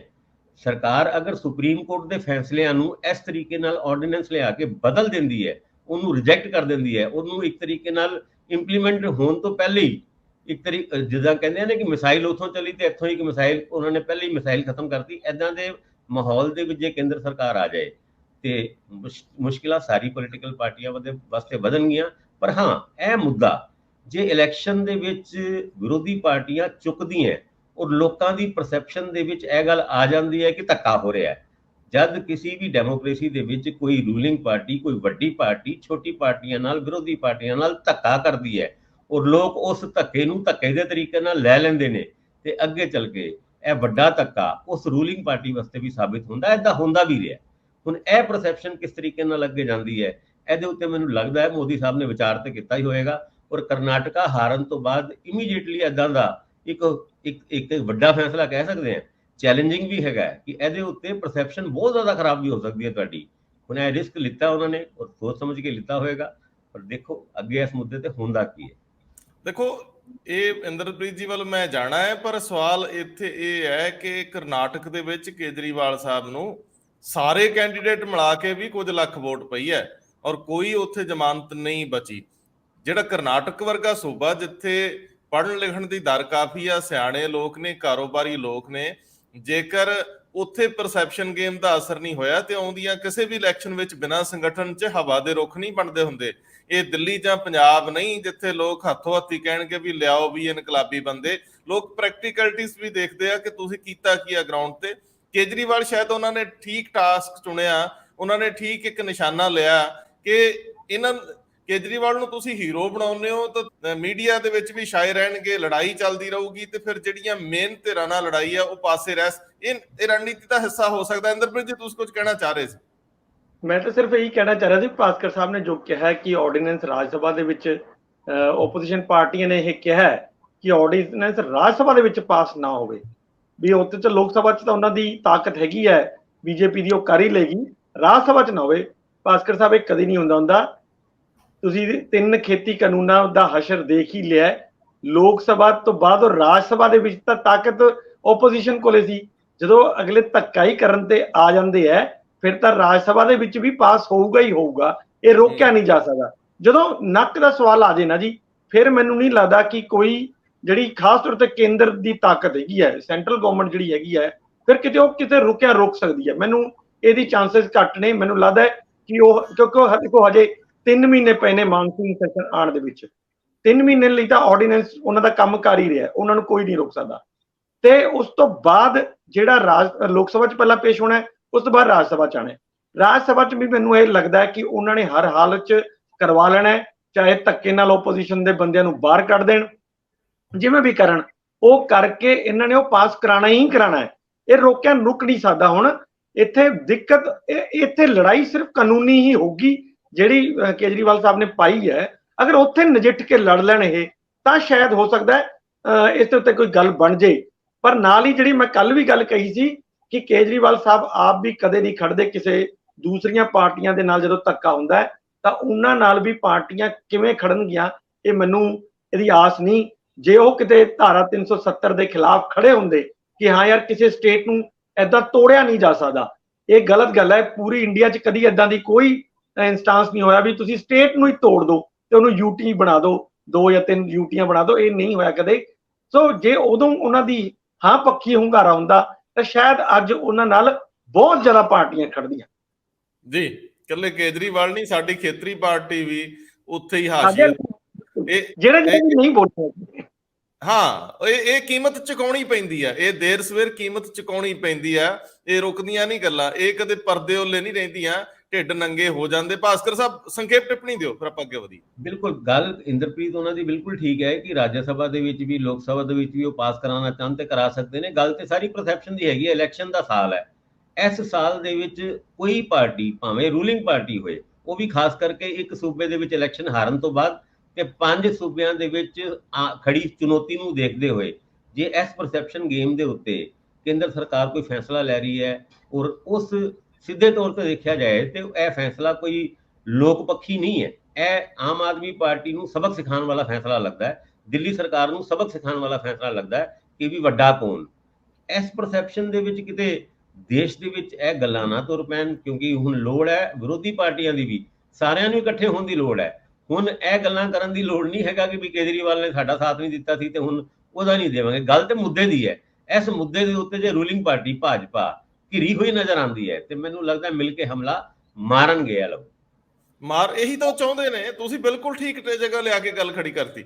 ਉਹ ਕੇਜਰੀਵਾਲ ਨੂੰ ਸੈਂਟਰ 'ਚ ਰੱਖਣਾ ਚਾਹੁੰਦੇ ਨੇ। ਉਹ ਕੇਜਰੀਵਾਲ ਨੂੰ ਉਹ ਚਾਹੁੰਦੇ ਨੇ ਕਿ ਲੜਾਈ ਕਿਸੇ ਹੋਰ ਜਗ੍ਹਾ ਜਿੱਥੇ ਸੰਗਠਨ ਨੇ, ਜਿੱਥੇ ਢਾਂਚੇ ਨੇ, ਉੱਥੇ ਲੜਨ ਦੀ ਬਜਾਏ ਇਸ ਚਿਹਰੇ ਨੂੰ ਫੋਕਸ ਕਰਕੇ ਇਹਨੂੰ ਵੱਡਾ ਕਰੋ, ਤਾਂ ਕਿ ਕੇਜਰੀਵਾਲ ਸਾਹਿਬ ਤਾਂ ਪਿੱਛੇ ਹਟਣ ਵਾਲੇ ਨਹੀਂ। ਜਦੋਂ ਲੜਾਈ ਇਸ ਤਰਜ਼ ਤੇ ਦੇਸ਼ ਵਿੱਚ ਹੋਊਗੀ ਵੀ ਸਾਰੀ ਲੜਾਈ ਤਾਂ ਮੋਦੀ ਬਨਾਮ ਕੇਜਰੀਵਾਲ ਤੇ ਕੇਜਰੀਵਾਲ ਸਾਹਿਬ ਵੀ ਬਣਾਉਣਗੇ, ਫਿਰ ਕੇਜਰੀਵਾਲ ਸਾਹਿਬ ਕੋਲ ਪੂਰੇ ਦੇਸ਼ ਵਿੱਚ ਸੰਗਠਨ ਦੇ ਨਾਂ ਤੇ ਕੁਝ ਨਹੀਂ। ਉਹ ਕੁਝ ਇੱਕ ਲੋਕਾਂ ਨਾਲ, ਜਿਨ੍ਹਾਂ ਦੀ ਕਾਂਗਰਸ ਨਾਲ ਨਹੀਂ ਬਣਦੀ ਖੇਤਰੀ ਪਾਰਟੀਆਂ ਦੀ, ਉਹਨਾਂ ਨੂੰ ਨਾਲ ਤੋਰ ਸਕਦੇ ਆ। ਉੱਥੇ ਮਮਤਾ ਬੈਨਰਜੀ ਨੂੰ ਵੀ ਲੱਗੂਗਾ ਕਿ ਕੇਜਰੀਵਾਲ ਮੇਰੀ ਸਪੋਰਟ ਕਰਨ, ਨਤੀਸ਼ ਕਿਸੇ ਮੌਕੇ ਤੇ ਸੋਚ ਸਕਦੇ ਆ ਵੀ ਕੇਜਰੀਵਾਲ ਮੇਰੀ। ਸੋ ਇੱਕ ਲੜਾਈ ਜਿਹੜੀ ਵਿਰੋਧੀ ਖੇਮਿਆਂ 'ਚ ਆ, ਉਹ ਇਹਦੇ ਨਾਲ ਭਖ ਜੂਗੀ, ਮੇਰੀ ਫਲਾਣੇ ਨੇ ਮਦਦ ਨਹੀਂ ਕੀਤੀ, ਮੈਂ ਉੱਥੇ ਜਾ ਕੇ ਲੜਨਾ। ਸੋ ਲੜਾਈ ਅਗਲੇ ਕਿਤੇ ਜੇ ਵੱਡੀ ਰਣਨੀਤੀ ਤਹਿਤ ਲੜ ਰਹੇ ਹੋਣ ਭਾਸਕਰ ਸਾਹਿਬ, ਪਰਸੈਪਸ਼ਨ ਹੀ ਇਹੀ ਬਣਾਉਣਾ ਚਾਹੁੰਦੇ ਹੋਣ, ਇਹ ਵੀ ਇੱਕ ਸਵਾਲ ਹੈ ਨਾ ਕਿ ਜੇ ਅਗਲਿਆਂ ਦੀ ਨੀਤੀ ਇਹੀ ਹੋਵੇ ਕਿ ਆਹੀ ਦੱਸਣਾ ਚਾਹੀਦਾ ਮੋਦੀ ਸਾਹਿਬ ਬਾਰੇ ਜਾਂ ਉਸ ਸਰਕਾਰ ਬਾਰੇ, ਕਦੇ ਇਹ ਤਾਂ ਹੈ ਨਹੀਂ ਕਿ ਉਹ ਬੜੇ ਨਿਮਾਣੇ ਨਤਾਣੇ, ਬੜੇ ਇਨਸਾਫ ਪਸੰਦ ਹੈਗੇ ਆ। ਤਾਂ ਡਿਕਟੇਟਰਸ਼ਿਪ ਦਾ ਤੇ ਰੋਜ਼ ਰੌਲਾ ਵਿਰੋਧੀ ਪਾਰਟੀਆਂ ਪਾਉਂਦੀਆਂ ਵੀ ਜੋ ਚਾਹੁੰਦੇ ਆ ਜੀ ਉਹ ਬੁਲਡੋਜ਼ ਕਰੀ ਜਾਂਦੇ, ਜਿੱਧਰੋਂ ਲੰਘਦੇ ਆ ਜੀ। ਤੇ ਇਸ ਕਰਕੇ ਇਸ ਗੱਲ ਨਾਲ ਤਾਂ ਉਹਨਾਂ ਨੂੰ ਫਰਕ ਨਹੀਂ ਪੈਂਦਾ ਵੀ ਉਹਨਾਂ ਕੇਜਰੀਵਾਲ ਦੇ ਉੱਤੇ ਸਿੱਧਾ ਹਮਲਾ ਬੋਲਤਾ। ਸ਼ਾਇਦ ਉਹਨਾਂ ਨੂੰ ਲੱਗਦਾ ਹੈ ਕਿ ਲੜਾਈ ਇਸ ਤਰਜ਼ ਤੇ ਲਿਆਂਦੀ ਜਾਵੇ ਤੇ ਦੂਜੀ ਲੜਾਈ ਜਿਹੜੀ ਆ ਉਹ ਫੋਕਸ ਵਿੱਚ ਨਾ ਰਵੇ, ਜਿਹੜੀ ਲੜਾਈ ਨੇ ਆਉਂਦੀਆਂ 2-3 ਸਟੇਟਾਂ ਦੇ ਵਿੱਚ ਹੋਰ ਬੜਾ ਖਤਰਨਾਕ ਰੋਲ ਪਲੇ ਕਰਨਾ ਹੈ। ਸਾਹਮਣੇ ਤੁਸੀਂ ਦੇਖੋ ਮੱਧ ਪ੍ਰਦੇਸ਼ ਪਿਆ, ਉਹ ਲੜਾਈਆਂ ਜਿਹੜੀਆਂ ਸੌਖੀਆਂ ਨਹੀਂ, 3-3 ਵਾਰੀ ਦੀ ਐਂਟੀ ਇਨਕੰਬੈਂਸੀ ਜਿਹੜੀ ਆ ਉਹ ਵੀ ਹੋਊਗੀ, ਸੱਤਾ ਵਿਰੋਧੀ ਲਹਿਰ ਹੋਊਗੀ। ਸੋ ਲੜਨ ਲਈ ਹਥਿਆਰ ਖੁੰਡੇ ਤੇ ਨਵੇਂ ਵੀ ਕਿਸੇ ਵੇਲੇ ਕੱਢਣੇ ਪੈਂਦੇ ਆ। ਇੰਦਰਪ੍ਰੀਤ ਜੀ ਗੱਲ ਤੋਰੋ ਜੀਰਾ ਫੈਕਟਰੀ ਦੀ, ਆਪਾਂ ਬਹੁਤ ਲੇਟ ਹੋ ਗਏ। ਜੀਰਾ ਫੈਕਟਰੀ ਤੇ ਆਓ, ਜਿਹੜੀ ਰਿਪੋਰਟ ਆਈ ਆ ਬੜੀ ਖਤਰਨਾਕ ਹੈ। ਧਰਤੀ ਥੱਲੇ ਪਾਣੀ ਧੱਕਿਆ ਜਾ ਰਿਹਾ, ਸਰਕਾਰਾਂ ਸੁੱਤੀਆਂ ਕਿਉਂ ਰਹੀਆਂ ਪਹਿਲੀਆਂ ਤੇ ਹੁਣ ਵਾਲੀਆਂ, ਕਾਰਪੋਰੇਟ ਕਿਵੇਂ ਵਰਕ ਕਰਦਾ ਹੈ। ਇਸ ਵਾਰੀ ਜੋ ਹਾਲਾਤ ਬਣੇ ਨੇ ਹੁਣ, ਇਹ ਜੇਕਰ ਉੱਥੋਂ ਦੇ ਲੋਕ ਰੋ ਰਹੇ ਸੀ, ਸੱਚੇ ਸੀ, ਸਾਲ ਤੋਂ ਬੈਠੇ ਸੀ, ਉਹਨਾਂ ਦਾ ਦੁੱਖ ਕਿਉਂ ਨਹੀਂ ਸੁਣਿਆ ਗਿਆ, ਉਹਨਾਂ ਨੂੰ ਲਾਰਿਆਂ ਲੱਪਿਆਂ 'ਚ ਰੱਖਿਆ ਗਿਆ, ਹੁਣ ਤੱਕ ਕੋਈ ਵਿਧੀਵਤ ਔਰ ਟੂ ਦਾ ਪੁਆਇੰਟ ਲੀਕ ਖਿੱਚ ਕੇ ਬੜਾ ਫੈਸਲਾ ਕਿਉਂ ਨਹੀਂ ਆਇਆ? ਰਿੰਦਰ ਸਾਹਿਬ, ਮੈਨੂੰ ਆਪ ਖੁਦ ਇਸ ਗੱਲ ਤੇ ਬਹੁਤ ਹੈਰਾਨੀ ਹੈਗੀ ਹੈ ਕਿ ਪਿਛਲੇ ਜੁਲਾਈ ਦੇ ਉਹ ਬੈਠੇ ਹੈਗੇ ਨੇ ਸਾਰੇ ਲੋਕ, ਤੇ central ground water centre pollution board ਨੇ ਵੀ ਜਿਹੜੀ ਇੱਕ ਰਿਪੋਰਟ ਦਿੱਤੀ ਹੈ ਕੱਲ, ਉਹਦੇ ਵਿੱਚ ਤੁਸੀਂ ਦੇਖੋ ਉਹ ਕਿੰਨੀ ਖਤਰਨਾਕ ਹੈ। ਮੈਂ ਉਹਦੇ ਖਤਰਿਆਂ ਦੇ ਉੱਤੇ ਸਿਰਫ ਜਾਗਰੂਕ ਕਰਾਉਣਾ ਚਾਹੁੰਦਾ, ਬਾਕੀ ਕਿਉਂਕਿ ਲੜਾਈਆਂ ਤਾਂ ਚੱਲ ਹੀ ਰਹੀਆਂ ਨੇ। ਜਿਹੜੀ ਉਹ ਰਿਪੋਰਟ ਆਈ ਹੈ ਉਹਦੇ 'ਚ ਉਹਨਾਂ ਨੇ 29 ਪਿੰਡਾਂ ਨੂੰ ਲਿੱਤਾ ਹੈ। 29 ਪਿੰਡਾਂ ਦਾ ਘੇਰਾ, ਮਤਲਬ ਜਿਹੜੇ ਇਸ ਫੈਕਟਰੀ ਦੇ ਰੇਡੀਅਸ ਦੇ ਵਿੱਚ 29 ਪਿੰਡ ਹੈਗੇ ਨੇ ਉਹਨਾਂ ਦਾ ਲਿੱਤਾ ਹੈ, ਤੇ ਉਹ 5 ਕਿਲੋਮੀਟਰ ਦਾ ਰੇਡੀਅਸ ਹੈ। 8 ਪਿੰਡਾਂ ਨੂੰ ਲਿੱਤਾ ਹੈ। 29 ਟਿਊਬਵੈਲ ਚੈੱਕ ਕੀਤੇ ਹੈ ਕਿ ਕੀ ਉਸ ਚੋਂ ਨਿਕਲ ਰਿਹਾ ਪਾਣੀ ਖਰਾਬ ਹੈ, ਵਾਕਈ ਖਰਾਬ ਹੈ। ਤਾਂ ਉਹਦੇ 'ਚ ਆਇਆ ਹੈ ਕਿ ਜਿਹੜੇ 22 ਇਹ ਰਿਪੋਰਟ ਜਿਹੜੀ ਜਾਂਚ ਹੋਈ ਹੈ 22 ਫਰਵਰੀ ਤੋਂ ਲੈ ਕੇ 24 ਫਰਵਰੀ, ਯਾਨੀ 3 ਦਿਨ ਲਗਾਤਾਰ ਜਾਂਚ ਇਹਦੀ ਚੱਲੀ ਹੈ। ਸਾਰੇ ਜਿਹੜੇ ਸੈਂਪਲ ਕਲੈਕਟ ਕੀਤੇ ਗਏ ਨੇ, ਉਹਦੇ 'ਚੋਂ ਆਇਆ 12 ਪਿੰਡਾਂ ਦਾ ਪਾਣੀ ਬਿਲਕੁਲ ਠੀਕ ਨਹੀਂ ਹੈ, ਬਦਬੂਦਾਰ ਹੈ, ਬਹੁਤ ਹੀ ਸਮੈਲ ਆਉਂਦੀ ਹੈ ਜਦੋਂ ਪੀਣ ਲੱਗਦੇ ਹੋ। ਔਰ 5 ਪਿੰਡਾਂ ਦਾ ਪਾਣੀ ਤਾਂ ਬਦਬੂਦਾਰ ਤਾਂ ਹੈ ਹੀ ਹੈ, ਨਾਲ ਉਹਦਾ ਕਲਰ ਵੀ ਚੇਂਜ ਹੋ ਗਿਆ, ਗ੍ਰੇ ਕਲਰ ਦਾ ਹੋ ਗਿਆ। ਕਿਉਂ ਹੋ ਗਿਆ? ਇਹਦੇ ਵਿੱਚ ਮੈਂ ਤੁਹਾਨੂੰ ਜਿਹੜਾ ਉਹਨਾਂ ਨੇ ਅੰਕ ਉਹ ਦਿੱਤੇ ਨੇ ਅੰਕੜੇ ਕਿ ਕਿਉਂ ਇਹਨਾਂ ਦਾ ਇਸ ਤਰ੍ਹਾਂ ਦਾ ਹੈ, ਤਾਂ ਉਹਨਾਂ ਨੇ ਕਿਹਾ ਵੀ ਇਸ 'ਚ 5 ਇਸ ਤਰ੍ਹਾਂ ਦੇ ਖਤਰਨਾਕ ਜਿਹੜੇ ਰਸਾਇਣ ਨਿਕਲੇ ਨੇ। ਉਹ 'ਚ ਕ੍ਰੋਨੀਅਮ ਹੈ, ਜਿਹੜਾ ਮਤਲਬ ਜਿਹੜੀ ਲਿਮਿਟ ਹੁੰਦੀ ਹੈ ਉਹ ਤੋਂ 7 ਗੁਣਾ ਜ਼ਿਆਦਾ ਹੈ ਜਿਹੜਾ ਕ੍ਰੋਨੀਅਮ ਹੈ, ਔਰ ਆਇਰਨ ਦੀ ਮਾਤਰਾ 650 ਗੁਣਾ ਜ਼ਿਆਦਾ ਹੈ। ਤੁਸੀਂ ਦੇਖੋ ਵੀ ਇਹ ਮਤਲਬ ਸਾਡੀ ਬਾਡੀ ਐਕਸੈਪਟ ਕਿਵੇਂ ਕਰੇਗੀ ਏਡੀ ਹੈਵੀ ਮੈਟਲਸ ਨੂੰ। ਜਿਹੜਾ ਮੈਗਨੀਜ਼ ਹੈ 32 ਤੋਂ 37 ਗੁਣਾ ਜ਼ਿਆਦਾ ਨਿਕਲਿਆ, ਇੰਨਾ ਇਹ ਬੋਰਵੈਲ ਜਿਹੜੇ ਚੈੱਕ ਕੀਤੇ ਗਏ ਆ। ਔਰ ਨਿਕਲ ਜਿਹੜਾ ਬਹੁਤ ਖਤਰਨਾਕ ਹੈ, ਕੈਂਸਰੋਜੈਨਿਕ ਹੈ, ਉਹ 10 ਤੋਂ 11 ਗੁਣਾ ਜ਼ਿਆਦਾ ਹੈ। ਔਰ ਇਸੇ ਤਰ੍ਹਾਂ ਹੀ ਲਿਡ, ਜਿਹਦੇ ਨਾਲ ਉਹ ਵੀ ਕੈਂਸਰਜੋਨਿਕ ਹੈ, ਔਰ ਉਹ ਵੀ 8 ਤੋਂ 11 ਗੁਣਾ ਜ਼ਿਆਦਾ। ਮਤਲਬ ਇੰਨਾ ਜ਼ਿਆਦਾ ਮਤਲਬ ਰਸਾਇਣ ਮਿਲੇ ਨੇ। ਤਾਂ ਮੈਨੂੰ ਹੈਰਾਨੀ ਸਿਰਫ ਇਹ ਗੱਲ ਦੀ ਹੋ ਰਹੀ ਹੈ ਕਿ ਉਹ ਜਿਹੜੇ ਉੱਥੇ ਲੋਕ ਸੰਘਰਸ਼ ਕਰ ਰਹੇ ਨੇ, ਕਿੰਨੇ ਚਿਰ ਤੋਂ ਬੈਠੇ, ਮਹੀਨਿਆਂ ਬੱਧੀ ਹੋ ਗਏ, ਉਹਨਾਂ ਨੇ ਕਈ ਵਾਰੀ ਪਾਣੀ ਦੇ ਸੈਂਪਲ ਕੱਢ ਕੇ ਦਿੱਤੇ ਨੇ, ਕੋਰਟਾਂ ਦੇ ਵਿੱਚ ਵੀ ਦਿੱਤੇ ਨੇ, ਵੀ ਜਿਹੜੇ ਇਹ ਫੈਕਟਰੀ ਦੇ ਮਾਲਕ ਇਹ ਕਹਿ ਰਹੇ ਨੇ ਕਿ ਉੱਥੇ ਤਾਂ ਕੁਝ ਨਹੀਂ ਹੈਗਾ ਜੀ, ਅਸੀਂ ਤਾਂ ਬਿਲਕੁਲ ਸਭ ਕੁਝ ਠੀਕ ਠਾਕ ਕਰ ਰਹੇ ਹਾਂ। ਉਹ ਕਹਿੰਦੇ ਵੀ ਸਿਰਫ 1 ਹਫ਼ਤਾ ਸਾਡੇ ਇਸ ਏਰੀਆ 'ਚ ਰਹਿਣ, ਅਸੀਂ ਸਾਰਾ ਖਰਚਾ ਕਰਾਂਗੇ ਉਹਨਾਂ ਦਾ ਕੋਈ ਖਰਚਾ ਨਹੀਂ ਹੋਊਗਾ, ਸਾਰਾ ਖਰਚਾ ਪਿੰਡ ਵਾਲੇ ਕਰਨਗੇ, ਖਾਣ ਪੀਣ ਰਹਿਣ ਜੋ ਵੀ ਚਾਹਣ ਹੋਈ, ਪਰ ਇੱਥੇ ਦਾ ਪਾਣੀ ਪੀਆ ਕਰਨ, ਇੱਥੇ ਦੇ ਪਾਣੀ ਨਾਲ ਨਹਾਇਆ ਕਰਨ, ਜੋ ਵੀ ਆਪਣਾ ਕਾਰ ਵਿਹਾਰ ਹੈ ਇਸੇ ਥਾਂ ਦੇ ਪਾਣੀ ਤੋਂ ਕਰਨ। ਫਿਰ ਸਾਨੂੰ ਕਹਿਣ ਵੀ ਹਾਂ ਪਾਣੀ ਬਿਲਕੁਲ ਸਾਫ਼ ਸੁਥਰਾ ਹੈ, ਅਸੀਂ ਮੰਨ ਲਾਂਗੇ, ਅਸੀਂ ਕਹਾਂਗੇ ਹੀ ਨਹੀਂ ਕਿ ਵੀ ਇਹ ਪਾਣੀ ਗੰਦਾ ਹੈ। ਉਹਨਾਂ ਨੇ ਕਈ ਵਾਰ ਦਿੱਤੇ ਨੇ ਸੈਂਪਲ। ਹੁਣ ਇਹ ਹੈ ਮੇਰਾ ਸਵਾਲ, ਇਸ ਤੋਂ ਦੂਸਰਾ ਹੈ ਮੇਰਾ ਸਵਾਲ ਇਹ ਹੈ ਕਿ ਜਦੋਂ ਇੰਨੇ ਗੰਦੇ ਪਾਣੀ ਉਹਨਾਂ ਨੇ ਉੱਥੇ ਕੋਰਟਾਂ ਦੇ ਵਿੱਚ ਪੇਸ਼ ਕੀਤੇ ਹੈਗੇ ਆ, ਤਾਂ ਹਜੇ ਤੱਕ ਪਿਛਲੇ 14 ਮਹੀਨਿਆਂ ਤੋਂ ਸਾਡੀਆਂ ਸਰਕਾਰਾਂ ਸੁੱਤੀਆਂ ਹੀ ਪਈਆਂ ਨੇ। ਕਿਉਂ ਨਹੀਂ ਉਹਨਾਂ ਜਿਹੜੇ ਏਰੀਆਜ਼ ਦੇ ਵਿੱਚ RO ਲਗਾ ਕੇ ਗਏ, ਘੱਟੋ ਘੱਟ ਉਹਨਾਂ ਨੂੰ ਪੀਣ ਦਾ ਪਾਣੀ ਤਾਂ ਸਪਲਾਈ ਸਾਫ਼ ਸੁਥਰਾ ਕੀਤਾ ਜਾਏ। ਕਿ ਅਸੀਂ ਤੈਅ ਹੀ ਕਰ ਲਿਆ ਵੀ ਜਦ ਤੱਕ ਉਹ ਸਾਰੇ ਮਰ ਨਹੀਂ ਜਾਂਦੇ ਲੋਕ, ਤਾਂ ਤੱਕ ਅਸੀਂ ਕੋਈ ਕਾਰਵਾਈ ਕਰਾਂਗੇ ਹੀ ਨਹੀਂ। ਮਤਲਬ ਇੰਦਰਪ੍ਰੀਤ ਇਹਦੇ 'ਚ ਵੀ ਸਵਾਲ ਖੜਾ ਹੁੰਦਾ ਹੈ ਕਿ 14 ਮਹੀਨੇ ਤੋਂ ਤਾਂ ਲੋਕ ਬੈਠੇ ਆ, 14 ਮਹੀਨੇ ਤੋਂ ਪਹਿਲਾਂ ਜਿਹੜੀਆਂ ਇਹ ਪੋਲਿਊਸ਼ਨ ਅਥਾਰਟੀਜ਼ ਨੇ ਇਹ ਸੁੱਤੀਆਂ ਸੀਗੀਆਂ, ਇਹਨਾਂ ਨੂੰ ਨਹੀਂ ਦਿਸਦਾ ਸੀ ਕਿ ਲੋਕ ਮਰ ਰਹੇ। ਔਰ ਦੂਜੀ ਗੱਲ, ਪਾਣੀ ਥੱਲੇ ਦਾ ਪਲੀਤ ਕਿਵੇਂ ਹੋ ਰਿਹਾ? ਕੀ ਪਾਣੀ ਜਿਹੜਾ ਗੰਦਾ ਪਾਣੀ ਉਹ ਥੱਲੇ ਸੁੱਟਿਆ ਜਾ ਰਿਹਾ, ਉਹਨਾਂ ਨੂੰ ਥੱਲੇ ਭੇਜਿਆ ਜਾ ਰਿਹਾ ਬੋਰਵੈਲ ਰਾਹੀਂ? ਇਹ ਵੀ ਤਾਂ ਸਵਾਲ ਹੈ, ਅੰਦਰ ਕਿਵੇਂ ਪਾਣੀ ਜਾ ਰਿਹਾ ਧਰਤੀ ਦੀਆਂ ਥੱਲੇ ਦੀਆਂ ਤਹਿਆਂ 'ਚ। ਹਾਂ, ਮੈਂ ਰੰਧਾਵਾ ਸਾਹਿਬ ਤੁਹਾਨੂੰ ਪਿਛਲੀ ਵਾਰ ਵੀ ਇਸੇ ਪ੍ਰੋਗਰਾਮ ਦੇ ਤਹਿਤ ਇੱਕ ਦੱਸਿਆ ਸੀ ਕਿ ਵਿਧਾਨ ਸਭਾ ਕਮੇਟੀ ਨੇ 2009 ਦੇ ਵਿੱਚ ਇੱਕ ਸਟੱਡੀ ਕਰਵਾਈ ਸੀ। ਵਿਧਾਨ ਸਭਾ ਕਮੇਟੀ ਬਣਾ ਕੇ ਇੱਕ ਸਟੱਡੀ ਕਰਵਾਈ ਸੀ, ਜਿਸ 'ਚ ਉਹਨਾਂ ਨੇ ਸਾਰੀਆਂ ਸ਼ੂਗਰ ਮਿਲਸ ਜਿੰਨੀਆਂ ਹੈਗੀਆਂ ਨੇ, ਸਾਰੀਆਂ ਸ਼ਰਾਬ ਫੈਕਟਰੀਆਂ ਜਿੰਨੀਆਂ ਹੈਗੀਆਂ ਨੇ, ਉਹਨਾਂ ਦੀ ਜਾਂਚ ਕੀਤੀ ਸੀ, ਲਗਭਗ 10 ਦੇ ਕਰੀਬ ਜਾਂਚ ਕੀਤੀਆਂ ਸੀ। ਉਹਨਾਂ ਨੇ ਉਹਦੇ ਵਿੱਚ ਮਾਲਾਬਰੋਸ ਵੀ ਇੱਕ ਹੈ, ਔਰ ਉਹਦੇ ਵਿੱਚ ਕਿਹਾ ਹੋਇਆ ਹੈ ਕਿ ਇਹ ਫੈਕਟਰੀ ਜਿਹੜਾ ਹੈਗਾ ਆਪਣਾ ਪਾਣੀ ਅਨਟ੍ਰੀਟਡ ਪਾਣੀ ਜਿਹੜਾ ਹੈਗਾ ਉਹ ਬੋਰਵੈਲ ਕਰਕੇ ਜ਼ਮੀਨ ਦੇ ਵਿੱਚ ਪਾਈ ਜਾ ਰਹੀ ਹੈ। ਠੀਕ ਹੈ, ਕਿੰਨੇ ਸਾਲਾਂ ਤੋਂ ਪਾਈ ਜਾ ਰਹੀ ਹੋਏਗੀ, ਬਾਅਦ ਚ ਹੋ ਸਕਦਾ ਕਿ ਠੀਕ ਵੀ ਕਰ ਲਿਆ ਹੋਏਗਾ, ਪਰ ਜਿਹੜਾ ਪਾਣੀ ਥੱਲੇ ਪਾਤਾ, ਜਿਹੜੇ ਇੰਨੇ ਰਸਾਇਣ ਥੱਲੇ ਪਾਤੇ, ਅੱਜ ਕਿਉਂਕਿ ਸਾਰੇ ਪਿੰਡਾਂ ਚੋਂ ਦੇਖੋ ਪੰਜਾਬ ਦੀ ਸਭ ਤੋਂ ਵੱਡੀ ਦਿੱਕਤ ਇਹੀ ਹੋ ਗਈ ਹੈ ਕਿ ਗਰਾਊਂਡ ਵਾਟਰ ਇੰਨਾ ਥੱਲੇ ਚਲਾ ਗਿਆ ਹੈ ਕਿ ਹੁਣ ਉਹ ਪਾਣੀ ਨਿਕਲਣਾ ਸ਼ੁਰੂ ਹੋ ਗਿਆ, ਜਿਹੜਾ ਕਿ ਤਹਾਂ ਦੇ ਥੱਲੇ ਜੰਮ ਰਹਿ ਗਿਆ ਸੀ, ਸਭ ਤੋਂ ਥੱਲੀ ਤਹਿ ਦੇ ਵਿੱਚ ਚਲਾ ਗਿਆ ਸੀ, ਹੁਣ ਉਹ ਪਾਣੀ ਬਾਹਰ ਆਣਾ ਸ਼ੁਰੂ ਹੋ ਗਿਆ, ਜਿਸ ਕਰਕੇ ਇੰਨਾ ਹੈਵੀ ਮੈਟਲਸ ਜਿਹੜੇ ਹੈਗੇ ਨੇ ਉਹ ਬਾਹਰ ਆ ਰਹੇ ਨੇ। ਤੇ ਜਿਹੜਾ ਇਹ ਰਿਪੋਰਟ ਆਈ ਹੈ ਕੇਂਦਰੀ ਪੋਲੂਸ਼ਨ ਬੋਰਡ ਦੀ, ਇਹਦੇ ਚ ਇਹਨਾਂ ਨੇ ਕਿਹਾ ਹੀ ਇਹ ਹੈ ਕਿ ਇਹ ਸਾਰਾ ਪਾਣੀ ਜਾਂ ਸਾਰੇ ਮੈਟਲਸ ਉਹ ਆ ਰਹੇ ਨੇ ਜਿਹੜੇ ਇਸ ਸ਼ਰਾਬ ਫੈਕਟਰੀ ਦੇ ਅੰਦਰ ਯੂਜ਼ ਕੀਤੇ ਜਾ ਰਹੇ ਨੇ, ਕਿਉਂਕਿ ਹੋਰ ਇਸ ਆਸ-ਪਾਸ ਪੂਰੇ ਇਲਾਕੇ ਦੇ ਵਿੱਚ ਕੋਈ ਫੈਕਟਰੀ ਨਹੀਂ ਹੈ, ਕੋਈ ਕੁਝ ਨਹੀਂ ਹੈ। ਮੇਬੀ ਜਿਹੜੇ ਫਾਰਮਰ ਵੀ ਨੇ ਉਹ ਵੀ ਜਿਹੜਾ ਆਪਣਾ ਰਸਾਇਣਿਕ ਦਵਾਈਆਂ ਯੂਜ਼ ਕਰਦੇ ਨੇ ਉਹਨਾਂ ਦਾ ਵੀ ਕੁਝ ਹਿੱਸਾ ਹੋਏਗਾ, ਲੇਕਿਨ ਉਹਨਾਂ 'ਚ ਲਿਡ ਵਗੈਰਾ ਨਹੀਂ ਆਉਂਦੀ ਹੈਗੀ, ਉਹਨਾਂ 'ਚ ਨਿਕਲ ਵਗੈਰਾ ਨਹੀਂ ਆਉਂਦਾ। ਇਹ ਹੈਵੀ ਮੈਟਲ ਤਾਂ ਜਿਹੜਾ ਫੈਕਟਰੀਆਂ 'ਚ ਯੂਜ਼ ਹੁੰਦਾ ਹੈ ਉਹੀ ਹੈ, ਉਹ ਆਇਰਨ ਯੂਜ਼ ਹੋ ਸਕਦਾ, ਉੱਥੇ ਕੋਈ ਹੋਰ ਚੀਜ਼ਾਂ ਹੋ ਸਕਦੀਆਂ ਨੇ, ਲੇਕਿਨ ਇਹ ਵਾਲੇ ਨਹੀਂ ਆਉਂਦੇ ਹੈਗੇ ਜਿਹੜਾ ਇੱਥੋਂ ਯੂਜ਼ ਹੋ ਰਿਹਾ। ਪਰ ਮੈਨੂੰ ਇਹ ਹੈ ਕਿ ਅੱਜ ਦੀ ਜਿਹੜੀ ਰਿਕੁਆਇਰਮੈਂਟ ਹੈ, ਠੀਕ ਹੈ, ਇਹ ਹੁਣ ਉਹਨਾਂ ਨੇ ਪੋਲੂਸ਼ਨ ਬੋਰਡ ਨੂੰ, ਪੰਜਾਬ ਵਾਲਿਆਂ ਨੂੰ ਕਹਿਤਾ ਹੈ, ਸੈਂਟਰ ਵਾਲਿਆਂ ਨੇ ਕਿ 60 ਦਿਨ ਦੇ ਅੰਦਰ ਅੰਦਰ ਦੁਬਾਰਾ ਨਵੇਂ ਸਿਰੇ ਤੋਂ ਜਾਂਚ ਕਰਕੇ ਸਾਨੂੰ ਰਿਪੋਰਟ ਦਿਓ, ਫਿਰ 60 ਦਿਨ ਏਦਾਂ ਹੀ ਲੰਘਣਗੇ। ਪਰ ਮੇਰਾ ਸਵਾਲ ਇਹ ਨਹੀਂ ਹੈ, ਮੇਰਾ ਸਵਾਲ ਇਹ ਹੈ ਕਿ ਇਹ 60 ਦਿਨ ਇਸ ਕੰਮ ਤੇ ਨਾ ਲਗਾਏ ਜਾਣ ਕਿ ਤੁਸੀਂ ਰਿਪੋਰਟ ਕਰ ਰਹੇ ਹੋ, ਇਹ 60 ਦਿਨ ਇਸ ਕੰਮ ਤੇ ਲਗਾਏ ਜਾਣ ਕਿ ਤੁਸੀਂ ਇਹ ਸਾਰੇ ਇਲਾਕੇ ਦੇ ਵਿੱਚ ਵੱਡੇ ਆਰਓ ਲਗਾ ਕੇ ਲੋਕਾਂ ਨੂੰ ਸਾਫ਼ ਪੀਣ ਦਾ ਪਾਣੀ ਘੱਟੋ ਘੱਟ ਜ਼ਰੂਰ ਮੁਹੱਈਆ ਕਰਾ ਰਹੇ ਹੋ, ਕਿਉਂਕਿ ਸਾਨੂੰ ਲੋਕਾਂ ਦੀ ਜਾਨ ਜ਼ਿਆਦਾ ਪਿਆਰੀ ਹੈ। ਇਹ ਰਿਪੋਰਟਾਂ ਸਾਲਾਂ ਬੱਧੀ ਲੱਗ ਜਾਣਗੀਆਂ, ਪਹਿਲਾਂ ਵੀ ਆਉਂਦੀਆਂ ਰਹਿ ਰਹੀਆਂ ਨੇ, ਫਿਰ ਦੱਬੀਆਂ ਜਾਣਗੀਆਂ, ਕੋਰਟਾਂ 'ਚ ਚੱਲੀ ਜਾਣਗੇ। ਇਹ ਇੰਨੇ ਗੰਭੀਰ ਮਾਮਲੇ ਨੇ ਜਿਹੜੇ ਵੇਟ ਨਹੀਂ ਕਰ ਸਕਦੇ। ਮੈਂ ਇਹੀ ਮਤਲਬ ਸਰਕਾਰ ਤੋਂ ਗੁਜ਼ਾਰਿਸ਼ ਮੇਰੀ ਇਹ ਰਹੂਗੀ ਜਾਂ ਅਪੀਲ ਵੀ ਰਹੂਗੀ ਕਿ ਘੱਟੋ ਘੱਟ ਪਹਿਲ ਇਸ ਗੱਲ ਤੇ ਕੀਤੀ ਜਾਏ ਕਿ ਸੈਂਟਰ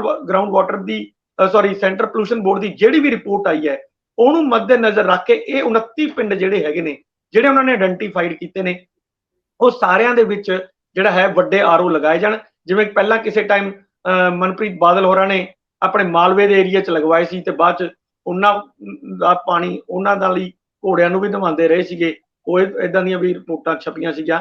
ਮੈਨੂੰ ਲੱਗਦਾ ਕਿ ਉਸ ਤੋਂ ਜ਼ਿਆਦਾ ਜ਼ਰੂਰੀ ਹੈ ਕਿ ਅਸੀਂ ਹਿਊਮਨ ਲਾਈਫ, ਪਸ਼ੂ ਧਨ ਵੀ ਸਾਡੇ ਲਈ ਉਨਾ ਹੀ ਜ਼ਰੂਰੀ ਹੈ, ਪਰ ਹਿਊਮਨ ਲਾਈਫ ਨੂੰ ਤਾਂ ਘੱਟੋ ਘੱਟ ਬਚਾਇਆ ਹੀ ਜਾਏ। ਕਿੰਨੀ ਸੀਰੀਅਸ ਗੱਲ ਦੇ ਵਿੱਚ ਤੜਕਾ ਲਾ ਕੇ ਅਸੀਂ ਘੋੜਿਆਂ ਨੂੰ ਜਿਹੜਾ ਆਰਓ ਪਾਣੀ ਨਾਲ ਨਵਾਉਂਦੇ ਰਹੇ। ਚਲੋ ਭਾਸਕਰ ਸਾਹਿਬ, ਵੈਸੇ ਜਦੋਂ ਰਾਜਨੀਤੀ ਇੰਨੀ ਮੱਘੀ ਹੋਵੇ ਔਰ ਜਦੋਂ ਕਾਰਪੋਰੇਟ ਕੜੀ ਬਣ ਰਹੇ ਹੋਣ, ਘਪਲਿਆਂ ਨੂੰ ਉਜਾਗਰ ਕਰਨ ਦੇ ਵਿੱਚ, ਇੱਕ ਦੂਜੇ ਨੂੰ ਟੰਗਣ ਦੇ ਵਿੱਚ ਬਣ ਸਕਦੇ ਹੋਣ, ਕਥਿਤ ਦੋਸ਼ ਨੇ, ਉਦੋਂ ਜੇਕਰ ਕੇਂਦਰ ਦੀ ਇਹ ਪੋਲੂਸ਼ਨ ਰਿਪੋਰਟ ਆ ਕੇਂਦਰੀ ਬੋਰਡ ਦੀ ਇਸ ਤਰ੍ਹਾਂ ਦਾ ਮੂੰਹ ਚੜਾ ਰਹੀ ਹੋਵੇ ਤੇ ਸਾਨੂੰ ਹਾਈ ਕੋਰਟ ਦੇ ਵਿੱਚ ਸੁਣਵਾਈ ਦੌਰਾਨ ਪੰਜਾਬ ਸਰਕਾਰ ਵੱਲੋਂ ਜਿਹੜੀ ਪੰਜਾਬ ਪੋਲੂਸ਼ਨ ਬੋਰਡ ਵੱਲੋਂ ਦਿੱਤੀ ਗਈ ਉਹ NOC ਰੱਦ ਕਰਨ ਵਾਲੀ ਚਿੱਠੀ ਆ ਉਹ ਵਾਪਸ ਲੈ ਲਈ ਗਈ ਹੋਵੇ ਤੇ ਫਿਰ ਜਾਂਚ ਕਰਨ ਦੀ ਗੱਲ ਹੋਈ ਹੋਵੇ ਤੇ ਉਧਰੋਂ 2 ਮਹੀਨੇ ਕੇਂਦਰੀ ਬੋਰਡ ਇਹਨਾਂ ਨੂੰ ਦੇ ਰਿਹਾ ਹੋਵੇ ਕਿ ਸਾਨੂੰ ਜਾਂਚ ਕਰਕੇ ਦੱਸੋ। ਸਥਿਤੀ ਇਸ ਤਰ੍ਹਾਂ ਦੀ ਵੀ ਬਣ ਗਈ ਆ ਕਿ ਕੀ ਇੱਕ ਧਿਰ ਹੁਣ ਫੈਸਲਾਕੁਨ ਹੋਣਾ ਚਾਹੁੰਦੀ ਆ। ਕੇਂਦਰ ਦੀ ਇੱਕ ਏਜੰਸੀ ਨੇ ਗੌਤਮ ਮਲਹੋਤਰਾ ਨੂੰ ਅੰਦਰ ਕੀਤਾ ਸੀ, ਦੂਜੇ ਬੰਨੇ ਇੱਕ ਹੋਰ ਏਜੰਸੀ ਨੇ 2 ਦਿਨ ਲਗਾਤਾਰ ਰੇਡਸ ਕੀਤੀਆਂ ਇਨਕਮ ਟੈਕਸ ਨੇ, ਤੇ ਹੁਣ ਤੀਜੀ ਏਜੰਸੀ ਨੇ ਰਿਪੋਰਟ ਦਿੱਤੀ ਹੈ ਕਿ ਇਹ ਤਾਂ ਬਹੁਤ ਖਤਰਨਾਕ ਹੋ ਰਿਹਾ। ਪੰਜਾਬ ਵਾਲੇ ਕੀ ਉਸੇ ਦਿਸ਼ਾ 'ਚ ਅੱਗੇ ਵਧਣਗੇ? ਕਿਉਂਕਿ ਪੰਜਾਬ ਦੇ ਲੋਕ ਐਜੀਟੇਟਡ ਨੇ, ਪੰਜਾਬ ਦੇ ਲੋਕ 14 ਮਹੀਨਿਆਂ ਤੋਂ ਇਸ ਜਿਹੜੀ ਵਿਰੋਧ ਹੈ, ਇਹ ਲੜਾਈ ਹੈ, ਇਹਦੇ 'ਚ ਸਾਰੇ ਸਹਿਯੋਗ ਕਰ ਰਹੇ ਆ, ਗਾਏ ਬਗਾਏ। ਤੇ ਹੁਣ ਇਹ ਲੜਾਈ ਕਿਸ ਦਿਸ਼ਾ 'ਚ ਜਾਊਗੀ? ਇਹ 2 ਸੱਤਾ ਦੀ ਲੜਾਈ ਦੇ ਵਿੱਚ ਇਹ ਮੁੱਦਾ ਪਾਸੇ ਰੱਖਤਾ ਜਾਊਗਾ ਜਾਂ ਇਹਨੂੰ ਕੋਈ ਲੌਜੀਕਲ ਐਂਡ ਤੱਕ ਜਾਂਦਾ ਦੇਖਦੇ ਆ, ਉਹਨਾਂ ਲੋਕਾਂ ਦੀਆਂ ਮੁਸ਼ਕਲਾਂ ਹਰ ਲੀਆਂ ਜਾਣਗੀਆਂ, ਉਹਨਾਂ ਨੂੰ ਕੋਈ ਇਨਸਾਫ ਮਿਲ ਜਾਊਗਾ। ਇਹ ਫੈਕਟਰੀ ਪੱਕੇ ਤੌਰ ਤੇ ਬੰਦ ਕਰਨ ਵਾਲੀ ਆ ਪੰਜਾਬ ਸਰਕਾਰ, ਕਿਉਂਕਿ ਉਹਨਾਂ ਕੋਲ ਵੀ ਕੋਈ ਦੂਜਾ ਚਾਰਾ ਨਹੀਂ। ਭਗਵੰਤ ਮਾਨ ਆਪਣੀ ਜ਼ੁਬਾਨ ਦਾ ਮੁੱਲ ਤਾਂ ਬਹੁਤ ਰੱਖਣਗੇ। ਗੱਲ ਤੋਂ ਉਧਰ ਜਿੱਥੇ ਤੱਕ ਗੱਲ ਜੀਰੇ ਫੈਕਟਰੀ ਦੀ ਹੈ, ਦੇਖੋ ਇਹਨੂੰ ਤੇ ਬੰਦ ਹੋਣਾ ਹੀ ਪਏਗਾ। ਹੁਣ ਇਸ ਸਾਰੀ ਲੜਾਈ ਦੇ ਵਿੱਚ ਸਭ ਤੋਂ ਵੱਡੀ ਗੱਲ ਹੈ ਲੜਾਈ ਹੋ ਕਿਉਂ ਰਹੀ ਹੈ। ਜੇ ਉੱਥੇ ਪੋਲੂਸ਼ਨ ਹੈਗਾ, ਸਰਕਾਰ ਦੇ ਕੋਲ ਰਿਪੋਰਟ ਹੈਗੀ ਹੈ ਕਿ ਉੱਥੇ ਜ਼ਮੀਨ ਗਰਾਊਂਡ ਵਾਟਰ ਲੈਵਲ ਦੇ ਵਿੱਚ ਪੋਲੂਸ਼ਨ ਹੈਗਾ ਫੈਕਟਰੀ ਕਰਕੇ, ਇਸ ਤੋਂ ਪਹਿਲੇ ਇਸ ਪੰਜਾਬ ਪੋਲਿਊਸ਼ਨ ਕੰਟਰੋਲ ਬੋਰਡ ਨੇ ਹੀ ਐਸੀ ਫੈਕਟਰੀ ਨੂੰ ਗ੍ਰੀਨ ਸਿਗਨਲ ਯਾਨੀ ਇੱਕ ਤਰੀਕੇ ਨਾਲ ਰਿਪੋਰਟ ਉਹਨਾਂ ਦੀ ਕਲੀਅਰੈਂਸ ਦਿੱਤੀ ਸੀਗੀ। ਉਹ ਕਲੀਅਰੈਂਸ ਕਿਉਂ ਦਿੱਤੀ ਸੀ? ਗੱਲਾਂ ਤੇ ਬਹੁਤ ਸਾਰੀਆਂ, ਪਰ ਜਦ ਇਹਨਾਂ ਗੱਲਾਂ ਦੀ ਗੱਲ ਕਨੈਕਟ ਹੁੰਦੀ ਹੈ ਦਿੱਲੀ ਦੀ ਐਕਸਾਈਜ਼ ਪਾਲਿਸੀ ਤੋਂ ਔਰ ਦੀਪ ਮਲਹੋਤਰਾ ਦੇ ਘਰ ਰੇਡ ਦੇ ਮੁੱਦੇ ਦੇ ਉੱਤੇ, 20 ਕਰੋੜ ਰੁਪਏ ਦੇ ਜੁਰਮਾਨੇ ਦੇ ਮੁੱਦੇ ਦੇ ਉੱਤੇ ਔਰ ਕੋਰਟਾਂ ਦੇ ਵਿੱਚ ਵੱਖਰੇ ਵੱਖਰੇ ਸਟੈਂਡ ਲੈਣ ਦੇ ਮੁੱਦੇ ਦੇ ਉੱਤੇ, ਤੇ ਇਹ ਲੜਾਈ ਇਸ ਕਰਕੇ ਵੱਡੀ ਹੋਈ ਹੈ। ਮੈਨੂੰ ਇਹ ਲੱਗਦਾ ਹੈ ਕਿ ਇੱਦਾਂ ਦੇ ਮੁੱਦਿਆਂ ਦੇ ਉੱਤੇ ਲੜਾਈ ਕਦੀ ਇੰਨੇ ਵੱਡੇ ਪੱਧਰ ਤੇ ਨਾ ਜਾਏ। ਜੇ ਕੋਈ ਫੈਕਟਰੀ ਪੋਲਿਊਸ਼ਨ ਕਰਦੀ ਹੈ ਤੇ ਉਹਨੂੰ ਕਲੀਅਰੈਂਸ ਹੀ ਨਹੀਂ ਦੇਣੀ ਚਾਹੀਦੀ। ਜੇ ਕਲੀਅਰੈਂਸ ਦਿੱਤੀ ਵੀ ਗਈ ਹੈ ਤੇ ਉਹਨੂੰ ਲੋਕਾਂ ਦੇ ਵਿਰੋਧ ਤੋਂ ਬਾਅਦ, ਉਹਨੂੰ ਜਸਟੀਫਾਈ ਕਰਨ ਤੋਂ ਬਾਅਦ ਜਾਂ ਵੈਰੀਫਾਈ ਕਰਨ ਤੋਂ ਬਾਅਦ ਇਹ ਚੀਜ਼ਾਂ ਕਰਨੀ ਚਾਹੀਦੀ ਹੈ। ਪਰ ਇਹ ਲੜਾਈ ਅਨਨੈਸੈਸਰੀ ਵੱਡੀ ਇਸ ਕਰਕੇ ਹੋ ਗਈ, ਵਿੱਚ ਦਿੱਲੀ ਦੀ ਐਕਸਾਈਜ਼ ਪਾਲਿਸੀ ਆ ਗਈ, ਈਡੀ ਆ ਗਈ, ਇਨਕਮ ਟੈਕਸ ਡਿਪਾਰਟਮੈਂਟ ਆ ਗਿਆ, ਤੇ ਹੁਣ ਪੰਜਾਬ ਪੋਲਿਊਸ਼ਨ ਕੰਟਰੋਲ ਬੋਰਡ ਜਾਂ ਫਿਰ ਐਨਜੀਟੀ ਉਹ ਵੀ ਇਸ ਲੜਾਈ ਦੇ ਵਿੱਚ ਅੱਗੇ ਚੱਲ ਰਹੇ ਨੇ। ਜੀ, ਇਹ ਕਾਫੀ ਵੱਡੀ ਮੁਸ਼ਕਲ ਹੋਣ ਵਾਲੀ ਆ ਆਉਂਦੇ ਦਿਨਾਂ ਦੇ ਵਿੱਚ ਕਿ ਕਿਸ ਤਰੀਕੇ ਨਾਲ, ਕਿਉਂਕਿ ਇੱਕ ਪਾਸੇ ਕੋਰਟ ਸਾਫ਼ ਕਹਿ ਰਹੀ ਹੈ ਕਿ ਇਹਨਾਂ ਨਾਲ ਨਾਇਨਸਾਫੀ ਨਹੀਂ ਹੋਣੀ ਚਾਹੀਦੀ। ਪੰਜਾਬ ਸਰਕਾਰ ਨੂੰ ਕਾਫੀ ਮੁਸ਼ਕਲ ਦਾ ਸਾਹਮਣਾ ਹੈ, ਕੋਰਟ ਕਾਫੀ ਸਖਤ ਰਹੀ ਆ। ਇਸ ਫੈਕਟਰੀ ਨੂੰ 2 ਵਾਰੀ ਸਰਕਾਰ ਨੂੰ ਪੈਸਿਆਂ ਦੀ ਭਰਪਾਈ ਦੇ ਰੂਪ ਦੇ ਵਿੱਚ ਇਹਨਾਂ ਦੇ ਨੁਕਸਾਨ ਜਿਹੜੇ ਆ ਉਹਨਾਂ ਦੀ ਭਰਪਾਈ ਵੀ ਕਰਨੀ ਪਈ ਹੈ। ਹੁਣ ਵੀ ਇਹੀ ਹੈ ਕਿ ਤੁਸੀਂ ਅਨਨੈਸੈਸਰਲੀ ਫੈਕਟਰੀ ਬੰਦ ਨਹੀਂ ਕਰ ਸਕਦੇ। ਇਹ ਸਵਾਲ ਹੈ, ਸਰਕਾਰ ਨੂੰ ਕੋਈ ਫੂਲ ਪ੍ਰੂਫ ਤਰੀਕੇ ਨਾਲ ਉੱਥੇ ਸਾਬਤ ਕਰਨਾ ਪਊਗਾ। ਜੇ ਕੇਂਦਰੀ ਰਿਪੋਰਟ ਆਈ ਆ, ਪੰਜਾਬ ਸਰਕਾਰ ਦੀ ਰਿਪੋਰਟ ਕਿਉਂ ਨਹੀਂ ਗਈ ਹੁਣ ਤੱਕ? ਇਹ ਲੜਾਈ ਤਾਂ ਤੁਹਾਨੂੰ ਰੋਜ਼ ਕੋਰਟ ਚ ਲੜਨੀ ਪੈ ਰਹੀ। ਹੁਣ ਤੱਕ ਤੇ ਤੁਹਾਡੀਆਂ ਦਰਜਨਾਂ ਰਿਪੋਰਟਾਂ ਚਲੇ ਜਾਣੀਆਂ ਚਾਹੀਦੀਆਂ ਸੀ। ਤੁਸੀਂ ਹਰ ਹਫ਼ਤੇ ਰਿਪੋਰਟ ਬਣਾ ਸਕਦੇ ਸੀਗੇ ਕਿ ਹੁਣ ਠੀਕ, ਕਿਉਂਕਿ ਹੁਣ ਤਾਂ ਫੈਕਟਰੀ ਬੰਦ ਆ। ਜੇ ਫੈਕਟਰੀ ਬੰਦ ਹੋਣ ਦੇ ਬਾਵਜੂਦ ਵੀ ਉਹ ਪਾਣੀ ਇੰਨਾ, ਔਰ ਕੀ ਜਿਹੜਾ ਉਹ ਚੋਂ ਵੇਸਟ ਨਿਕਲ ਰਿਹਾ ਸੀ ਉਹੀ ਦੁਬਾਰਾ ਜਿਹੜਾ ਧਰਤੀ ਚੋਂ ਬਾਹਰ ਆ ਰਿਹਾ ਵੇਸਟ, ਇਹ ਵੀ ਦੇਖਣ ਵਾਲੀ ਗੱਲ ਆ। ਖੈਰ, ਹਾਕਮਾਂ ਦਾ ਇੱਕ ਦੌਰ, ਉਹ ਵੀ ਹਾਲਾਤ ਕਿਸੇ ਵੇਲੇ ਇੰਦਰਪ੍ਰੀਤ ਜੀ ਪੁਰਾਣੇ ਜਦੋਂ ਅੱਖਾਂ ਮੂਹਰੇ ਆਉਂਦੇ ਆ। ਮੈਂ ਇੱਕ ਵਾਰੀ ਫੇਰ ਤੁਹਾਡੇ ਨਾਲ ਜੋੜ ਕੇ ਗੱਲ ਕਰਨਾ ਚਾਹੂੰਗਾ। ਤੁਸੀਂ ਤਾਂ ਭੁਗਤ ਭੋਗੀ ਹੋ। ਜਦੋਂ ਜਗਦੀਸ਼ ਟਾਈਟਲਰ ਦੇ ਖਿਲਾਫ ਸੀਬੀਆਈ ਰਾਉਜ਼ ਐਵੀਨਿਊ ਕੋਰਟ ਦੇ ਵਿੱਚ ਇੱਕ ਸਪਲੀਮੈਂਟਰੀ ਚਲਾਨ ਚਾਰਜ ਸ਼ੀਟ ਪੇਸ਼ ਕਰਦੀ ਹੈ, ਔਰ ਉਹਦੇ ਵਿੱਚ ਮੈਂ ਇੱਕ ਅਖਬਾਰ ਦੀ ਰਿਪੋਰਟ ਪੜ੍ਹ ਰਿਹਾ ਸੀਗਾ ਕਿ ਉਹਨਾਂ ਨੇ ਜਿਹੜਾ ਭੜਕਾ ਕੇ ਭੀੜ ਨੂੰ ਇੱਕ ਗੁਰਦੁਆਰੇ 'ਚ ਅੱਗ ਲਵਾਈ ਸੀ। ਉਹਦੇ 'ਚ ਇਹ ਸ਼ਾਇਦ ਕਥਨ ਦਰਜ ਨੇ। ਇੱਕ ਵਾਰੀ ਫਿਰ 39 ਸਾਲਾਂ ਬਾਅਦ, 40 ਸਾਲਾਂ ਬਾਅਦ, 4 ਦਹਾਕਿਆਂ ਬਾਅਦ ਇਸ ਦੇਸ਼ ਦੇ ਵਿੱਚ ਇੰਜ ਵੀ ਹੁੰਦਾ। 40 ਸਾਲ ਮੇਰੇ ਖਿਆਲ ਬਹੁਤ ਸਾਰੇ ਲੋਕ ਜਿਹੜੇ ਆ ਉਹ ਤਾਂ ਫੌਤ ਹੋ ਗਏ ਹੋਣਗੇ, ਜਿਹੜੇ ਚਸ਼ਮਦੀਦ ਹੋਣਗੇ। ਬਹੁਤ ਸਾਰੇ ਲੋਕ ਇਨਸਾਫ ਦੀ ਉਡੀਕ 'ਚ ਮਰ ਮੁੱਕ ਗਏ ਹੋਣਗੇ। ਅਕਸਰ ਕਿਹਾ ਜਾਂਦਾ ਕਿ 20 ਸਾਲ ਬਾਅਦ ਪੀੜ੍ਹੀ ਬਦਲ ਜਾਂਦੀ ਆ, 18 ਸਾਲ ਬਾਅਦ ਪੀੜ੍ਹੀ ਬਦਲ ਜਾਂਦੀ ਆ। ਇਹ ਕਿਸ ਤਰ੍ਹਾਂ ਦੇ ਇਨਸਾਫ ਨੇ ਜਿਨ੍ਹਾਂ ਇਨਸਾਫਾਂ ਲਈ ਅਜੇ ਦੂਰ ਤੱਕ ਸਿਰਫ ਤੇ ਸਿਰਫ ਟਰਾਇਲ ਨਜ਼ਰ ਆਉਂਦੇ ਆ? ਕੀ ਕਹਿੰਦੇ ਰੰਧਾਵਾ ਸਾਹਿਬ, ਤੁਸੀਂ ਦੁੱਖ ਦੀ ਰਗ ਨੂੰ ਫਿਰ ਛੇੜਤਾ ਹੈ। ਮੈਂ ਸਿਰਫ ਇਹ ਕਹਿਣਾ ਚਾਹੁੰਦਾ ਸੀਗਾ ਕਿ ਇੱਕ ਇੰਗਲਿਸ਼ 'ਚ ਕਹਾਵਤ ਹੈ, ਜਸਟਿਸ ਡਿਲੇਡ ਜਸਟਿਸ ਡਿਨਾਈਡ। ਮਤਲਬ ਤੁਸੀਂ ਕਹਿ ਲਓ ਕਿ ਅੱਜ ਉਹਨੂੰ ਜਗਦੀਸ਼ ਟਾਈਟਲਰ ਦੇ ਖਿਲਾਫ ਇੱਕ ਚਾਰਜ ਸ਼ੀਟ ਪੇਸ਼ ਹੋ ਗਈ ਹੈ ਕਿ ਉਹਨੇ ਭੜਕਾਇਆ ਸੀ ਤਾਂ ਕਿ ਭੀੜ ਨੇ ਅੱਗ ਲਗਾਤੀ ਗੁਰਦੁਆਰੇ ਨੂੰ, ਜਿਸ 'ਚ 3 ਸਿੱਖ ਯੁਵਾ ਜਿਹੜੇ ਹੈਗੇ ਆ ਉਹਨਾਂ ਦੀ ਮੌਤ ਹੋ ਗਈ, ਜਲਾ ਕੇ ਮਾਰਤਾ ਉਹਨਾਂ ਨੂੰ। ਇਸ ਤਰ੍ਹਾਂ ਦੇ ਤਾਂ ਹਜ਼ਾਰਾਂ ਕੇਸ ਨੇ, ਹਜ਼ਾਰਾਂ। ਮਤਲਬ ਜਿਹੜਾ ਅਸੀਂ ਮਤਲਬ ਜਿਨ੍ਹਾਂ ਨੂੰ ਅਸੀਂ ਅਜੇ ਤੱਕ ਇਨਸਾਫ ਦੇ ਉਹ ਉੱਥੇ ਤੱਕ ਨਹੀਂ ਪਹੁੰਚਾ ਸਕੇ, ਕਿ ਅੱਜ ਤੋਂ 4 ਦਸ਼ਕ ਬਾਅਦ ਤਾਂ ਅਸੀਂ ਚਲਾਨ ਪੇਸ਼ ਕੀਤਾ ਹੈ। ਕਿ ਹੁਣ ਮੈਂ ਵੇਟ ਕਰਾਂ ਕਿ ਅਗਲੇ ਜਿਹੜੇ 4 ਦਸ਼ਕ ਨੇ ਜਾਂ 6 ਦਸ਼ਕ ਨੇ ਉਸ 'ਚ ਇਨਸਾਫ ਮਿਲੇਗਾ। ਸੋ ਇਹ ਹੁਣ ਇਨਸਾਫ ਦੀ ਗੱਲ ਰਹੀ ਹੀ ਨਹੀਂ ਹੈ। ਮੈਂ ਤੁਹਾਨੂੰ ਸਿਰਫ ਇੱਕ ਇੰਸਟੈਂਸ ਦੇਣਾ ਚਾਹੁੰਦਾ ਕਿ ਜਦੋਂ ਇੱਕ ਵਾਰ ਪਹਿਲਾਂ ਵੀ ਜਗਦੀਸ਼ ਟਾਈਟਲਰ ਨੂੰ ਏਦਾਂ ਦੋਸ਼ ਮੁਕਤ ਕਰਤਾ ਸੀ ਤਾਂ ਕਈ ਸਾਲ ਹੋ ਗਏ ਸੀ, ਉਦੋਂ ਸ਼ਾਇਦ ਮੇਰੇ ਖਿਆਲ 22-23 ਸਾਲ ਹੋ ਗਏ ਸੀ ਉਦੋਂ ਵੀ, ਤਾਂ ਉਹਨਾਂ ਨੂੰ ਕਹਿਤਾ ਸੀ ਵੀ ਨਹੀਂ ਇਹਨਾਂ ਦਾ ਤਾਂ ਕੋਈ ਦੋਸ਼ ਬਣਦਾ ਨਹੀਂ ਹੈ। ਕੈਪਟਨ ਅਮਰਿੰਦਰ ਸਿੰਘ ਵੀ ਤੁਹਾਨੂੰ ਯਾਦ ਹੋਊਗਾ, ਉਹ ਵੀ ਉਹਨਾਂ ਦੇ ਹੱਕ 'ਚ ਖੜੇ ਸੀ। ਉਹਨਾਂ ਨੇ ਵੀ ਆ ਕੇ ਕਿਹਾ ਸੀ ਵੀ ਨਹੀਂ, ਜਗਦੀਸ਼ ਟਾਈਟਲਰ ਨਾਲ ਤਾਂ ਉਸ 'ਚ ਨਹੀਂ ਸੀ, ਹੋਰ ਬੰਦੇ ਸੀ। ਉਹ ਮੈਨੂੰ ਅਜੇ ਵੀ ਯਾਦ ਹੈ ਉਹਨਾਂ ਦਾ ਬਿਆਨ। ਅਸੀਂ ਉਹਨਾਂ ਦੇ ਕੋਲ ਉੱਥੇ ਵੀ ਸੀਗੇ ਵੀ। ਉਹ ਕਹਿੰਦੇ ਸੀ ਮੈਂ ਗਿਆ ਉੱਥੇ, ਮਤਲਬ ਪਾਰਲੀਮੈਂਟ ਮੈਂਬਰ ਦੇ ਤੌਰ ਤੇ ਮੈਂ ਦਿੱਲੀ ਗਿਆ ਸੀਗਾ ਹੈਲੀਕਾਪਟਰ ਤੇ ਉੱਥੇ ਮੈਨੂੰ ਜਗਦੀਸ਼ ਟਾਈਟਲਰ ਤਾਂ ਨਹੀਂ ਦਿਖੇ, ਬਾਕੀ 2-3 ਉਹਨਾਂ ਦੇ ਨਾਂ ਲਿੱਤੇ ਸੀ। ਉਹ 'ਚ ਕੁਝ RSS ਦੇ ਲੋਕ ਵੀ ਸੀ ਤੇ ਕੁਝ ਕਾਂਗਰਸ ਦੇ ਲੋਕ ਵੀ ਸੀ। ਸੱਜਣ ਕੁਮਾਰ ਦਾ ਉਹਨਾਂ ਨੇ ਜ਼ਰੂਰ ਨਾਂ ਲਿੱਤਾ ਸੀਗਾ। ਸੋ ਉਹਦੇ 'ਚ ਉਦੋਂ ਮੈਂ ਆਪਣੇ ਫਾਦਰ ਸਾਹਿਬ ਨੂੰ ਇੱਕ ਗੱਲ ਫੋਨ ਕਰਕੇ ਕਿਹਾ, ਉਹ ਬਠਿੰਡੇ ਸੀਗੇ ਤੇ ਮੈਂ ਚੰਡੀਗੜ੍ਹ ਸੀ। ਜਦੋਂ ਮੇਰੇ ਕੋਲ ਇਹ ਖਬਰ ਆਈ ਤਾਂ ਮੇਰੇ ਨਿਊਜ਼ ਐਡੀਟਰ ਨੇ ਕਿਹਾ ਕਿ ਕਿਸੇ ਉਹ ਨਹੀਂ ਸੀ ਜਾਣਦਾ ਕਿ ਮੈਂ ਵੀ ਭੁਗਤ ਭੋਗੀ ਹਾਂ। ਉਹਨਾਂ ਨੇ ਕਿਹਾ ਵੀ ਮੈਨੂੰ ਇਸ ਦੇ ਉੱਤੇ ਨਾ ਕਿਸੇ ਭੁਗਤ ਭੋਗੀ ਦਾ ਬਿਆਨ ਚਾਹੀਦਾ, ਕੋਈ ਮਿਲ ਸਕਦਾ ਹੈ? ਤੇ ਮੈਂ ਕਿਹਾ ਵੀ ਇਹ 'ਚ ਕੀ ਹੈ, ਮੈਂ ਆਪਣੇ ਫਾਦਰ ਨਾਲ ਗੱਲ ਕਰਾ ਦੇਣਾ ਤੁਹਾਡੀ। ਤਾਂ ਮੈਂ ਉਹਨਾਂ ਨੂੰ ਫੋਨ ਕਰਾਇਆ ਤਾਂ ਉਹ ਕਹਿੰਦੇ ਮੈਨੂੰ ਤਾਂ ਪਹਿਲਾਂ ਹੀ ਪਤਾ ਸੀਗਾ ਕਿ ਇਸ 'ਚ ਕੁਝ ਵੀ ਨਹੀਂ ਹੋਣਾ। ਮਤਲਬ ਜਿੰਨੇ ਵੀ ਇਹ ਪੀੜਿਤ ਲੋਕ ਨੇ, ਉਹ ਤੁਸੀਂ ਸਮਝ ਲਓ ਕਿ ਉਹਨਾਂ ਨੂੰ 100% ਯਕੀਨ ਹੈ ਕਿ ਇਹਨਾਂ ਪੂਰੇ ਮਾਮਲਿਆਂ 'ਚ ਕੋਈ ਇਨਸਾਫ ਨਹੀਂ ਮਿਲਣਾ। ਕਿਉਂਕਿ ਹੁਣ ਅੱਜ ਮੇਰੇ ਫਾਦਰ ਨੂੰ ਫੌਤ ਹੋਏ ਵੀ 5 ਸਾਲ ਦੇ ਆਸ-ਪਾਸ ਹੋ ਗਿਆ, ਠੀਕ ਹੈ। ਇਸ ਤਰ੍ਹਾਂ ਦੇ ਜਿਹੜੇ ਲੋਕ ਹੋਰ ਪੀੜਿਤ ਹੋਣਗੇ ਉਹ ਵੀ ਚਲੇ ਜਾਣਗੇ। ਅਗਲੀਆਂ ਪੀੜ੍ਹੀਆਂ ਨੂੰ ਉਹ ਸੰਤਾਪ ਹੀ ਨਹੀਂ ਪਤਾ ਕਿ ਉਹ ਸੰਤਾਪ ਹੈ ਕੀ ਸੀ। ਸੋ ਉਹਨਾਂ ਲਈ ਇਹ ਕੋਈ ਮਤਲਬ ਹੀ ਨਹੀਂ ਰਹਿ ਜਾਣਾ। ਮੈਨੂੰ ਇਹ ਲੱਗਦਾ ਹੈ ਕਿ ਇਹ ਜਿਹੜੀਆਂ ਆਈ ਵਾਸ਼ ਟਾਈਪ ਨੇ, ਹੋ ਸਕਦਾ ਹੈ ਕਿ ਬੀਜੇਪੀ ਇਹ ਟਰਾਈ ਕਰ ਰਹੀ ਹੋਵੇ ਵੀ ਅਗਲੇ 24 'ਚ ਹੁਣ ਇਲੈਕਸ਼ਨ ਹੈ ਤੇ ਅਸੀਂ ਇਹ ਦਿਖਾਈਏ ਕਿ ਪਿਛਲੀ ਕਾਂਗਰਸ ਸਰਕਾਰਾਂ ਨੇ ਤਾਂ ਇਦਾਂ ਦਾ ਕੁਝ ਨਹੀਂ ਕੀਤਾ, ਲੇਕਿਨ ਅਸੀਂ ਉਹ ਸਾਰੇ ਦਬੇ ਹੋਏ ਕੇਸ ਸੀ ਜਿਹੜੇ ਉਹਨਾਂ ਨੂੰ ਦੁਬਾਰਾ ਖੋਲਿਆ, ਉਹਨਾਂ ਨੂੰ ਦੁਬਾਰਾ ਅਸੀਂ ਕੋਰਟਾਂ ਤੇ ਲੈ ਕੇ ਗਏ ਆ ਤੇ ਉਹਨਾਂ ਨੂੰ ਕਿਸੇ ਮਤਲਬ ਸਿਰੇ ਲਗਾ ਕੇ ਹਟਾਂਗੇ। ਹੋ ਸਕਦਾ ਇਸ ਤਰ੍ਹਾਂ ਦੀ ਕੋਈ ਕੋਸ਼ਿਸ਼ ਹੋਵੇ, ਪਰ ਜੇ ਤੁਸੀਂ ਕਹੋ ਕਿ ਮੈਨੂੰ ਕੋਈ ਇਨਸਾਫ ਦੀ ਉਮੀਦ ਰਹੂਗੀ ਤਾਂ ਮੈਂ ਅੱਜ ਵੀ ਤੁਹਾਨੂੰ ਕਹਿਣਾ ਵੀ ਮੇਰੀ ਇਨਸਾਫ ਦੀ ਉਮੀਦ ਬਿਲਕੁਲ ਜ਼ੀਰੋ ਹੈ। ਹੋ ਸਕਦਾ ਮਾਈਨਸ 'ਚ ਵੀ ਹੋਵੇ, ਲੇਕਿਨ ਜ਼ੀਰੋ ਤੇ ਤਾਂ ਮੈਂ ਫਿਰ ਵੀ ਖੜੂੰਗਾ ਕਿ ਜ਼ੀਰੋ ਤਾਂ ਹੈ ਹੀ ਹੈ। ਜਦੋਂ ਇੱਕ ਸਾਬਕਾ ਚੀਫ ਸੈਕਟਰੀ ਜਿਹੜੇ ਇੱਕ ਮੁੱਖ ਮੰਤਰੀ ਦੇ ਪ੍ਰਿੰਸੀਪਲ ਸੈਕਟਰੀ ਵੀ ਰਹੇ, ਹੁਣ ਮਰਹੂਮ ਬਾਦਲ ਸਾਹਿਬ ਨਹੀਂ ਰਹੇ, ਉਹਨਾਂ ਨੇ ਜਦੋਂ ਖੜਕੂਵਾਦ ਦਾ ਦੌਰ ਸੀ ਉਸ ਦੌਰਾਨ 'ਚ ਜਦੋਂ ਸੱਤਾ 'ਚ ਆਉਂਦੇ ਨੇ 97 ਦੇ ਵਿੱਚ, ਤੇ ਉਹ ਕਹਿ ਕੇ ਆਏ ਸੀ ਕਿ ਅਸੀਂ ਇੱਕ ਟਰੁੱਥ ਕਮਿਸ਼ਨ ਬਣਾਵਾਂਗੇ, ਸਾਰਾ ਸੱਚ ਸਾਹਮਣੇ ਲਿਆਵਾਂਗੇ। ਪਰ ਜਦੋਂ ਸੱਤਾ 'ਚ ਆ ਗਏ ਤੇ ਉਹਨਾਂ ਨੂੰ ਇਹ ਪੁੱਛਿਆ ਜਾਂਦਾ ਰਿਹਾ ਤੇ ਉਹ ਕਹਿੰਦੇ ਵੀ ਹੁਣ ਅੱਗੇ ਵਧੀਏ। ਸੋ ਜਦੋਂ ਸਾਨੂੰ ਭੁੱਲ ਜਾਣ ਲਈ ਕਿਹਾ ਜਾਂਦਾ ਹੈ, ਜਦੋਂ ਸਾਨੂੰ ਭੁੱਲ ਜਾਣ ਲਈ ਕਿਹਾ ਜਾਂਦਾ ਹੈ, ਉਦੋਂ ਸ਼ਾਇਦ ਇਹੀ ਸਮਝਿਆ ਜਾਂਦਾ ਹੈ ਕਿ ਹੁਣ ਅੱਗੇ ਵਧਣਾ ਚਾਹੀਦਾ ਹੈ। ਪਰ ਕਦੇ ਵੀ ਪਰੰਪਰਾਵਾਂ ਇਸ ਤਰ੍ਹਾਂ ਦੀਆਂ ਵਿਕਸਿਤ ਨਹੀਂ ਹੋਣੀਆਂ ਚਾਹੀਦੀਆਂ। ਇਤਿਹਾਸ ਕਦੇ ਮਾਫ ਨਹੀਂ ਕਰਦਾ।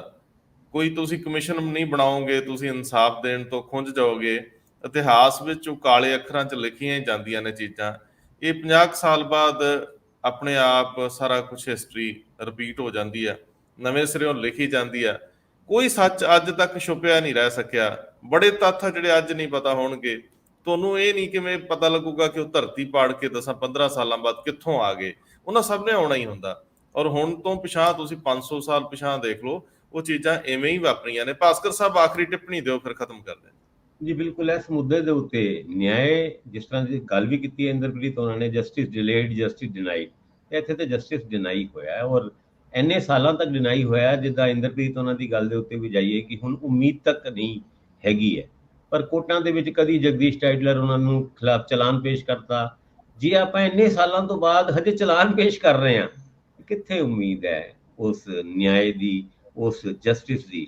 ਮੈਨੂੰ ਇਹ ਲੱਗਦਾ ਹੈ ਕਿ ਇਹ ਬਹੁਤ ਮਾੜੀ ਗੱਲ ਹੈਗੀ ਹੈ ਕਿ ਇਹਨਾਂ ਮੁੱਦਿਆਂ ਦੇ ਉੱਤੇ ਅੱਜ ਤੱਕ ਕਦੀ ਕਿਸੇ ਵੀ ਕਨਕਲੂਜਨ ਤੇ ਖੈਰ ਦੂਰ ਦੀ ਗੱਲ ਹੈ, ਸ਼ੁਰੂਆਤ ਤੱਕ ਨਹੀਂ ਕਰ ਸਕੇ ਨਿਆਂ ਦਿਲਵਾਨ ਦੀ ਤਰਫ ਜਾਂ ਉਸ ਤਰਫ ਜਾਣ ਦੀ ਕੋਸ਼ਿਸ਼ ਹੀ ਨਹੀਂ ਕੀਤੀ ਗਈ।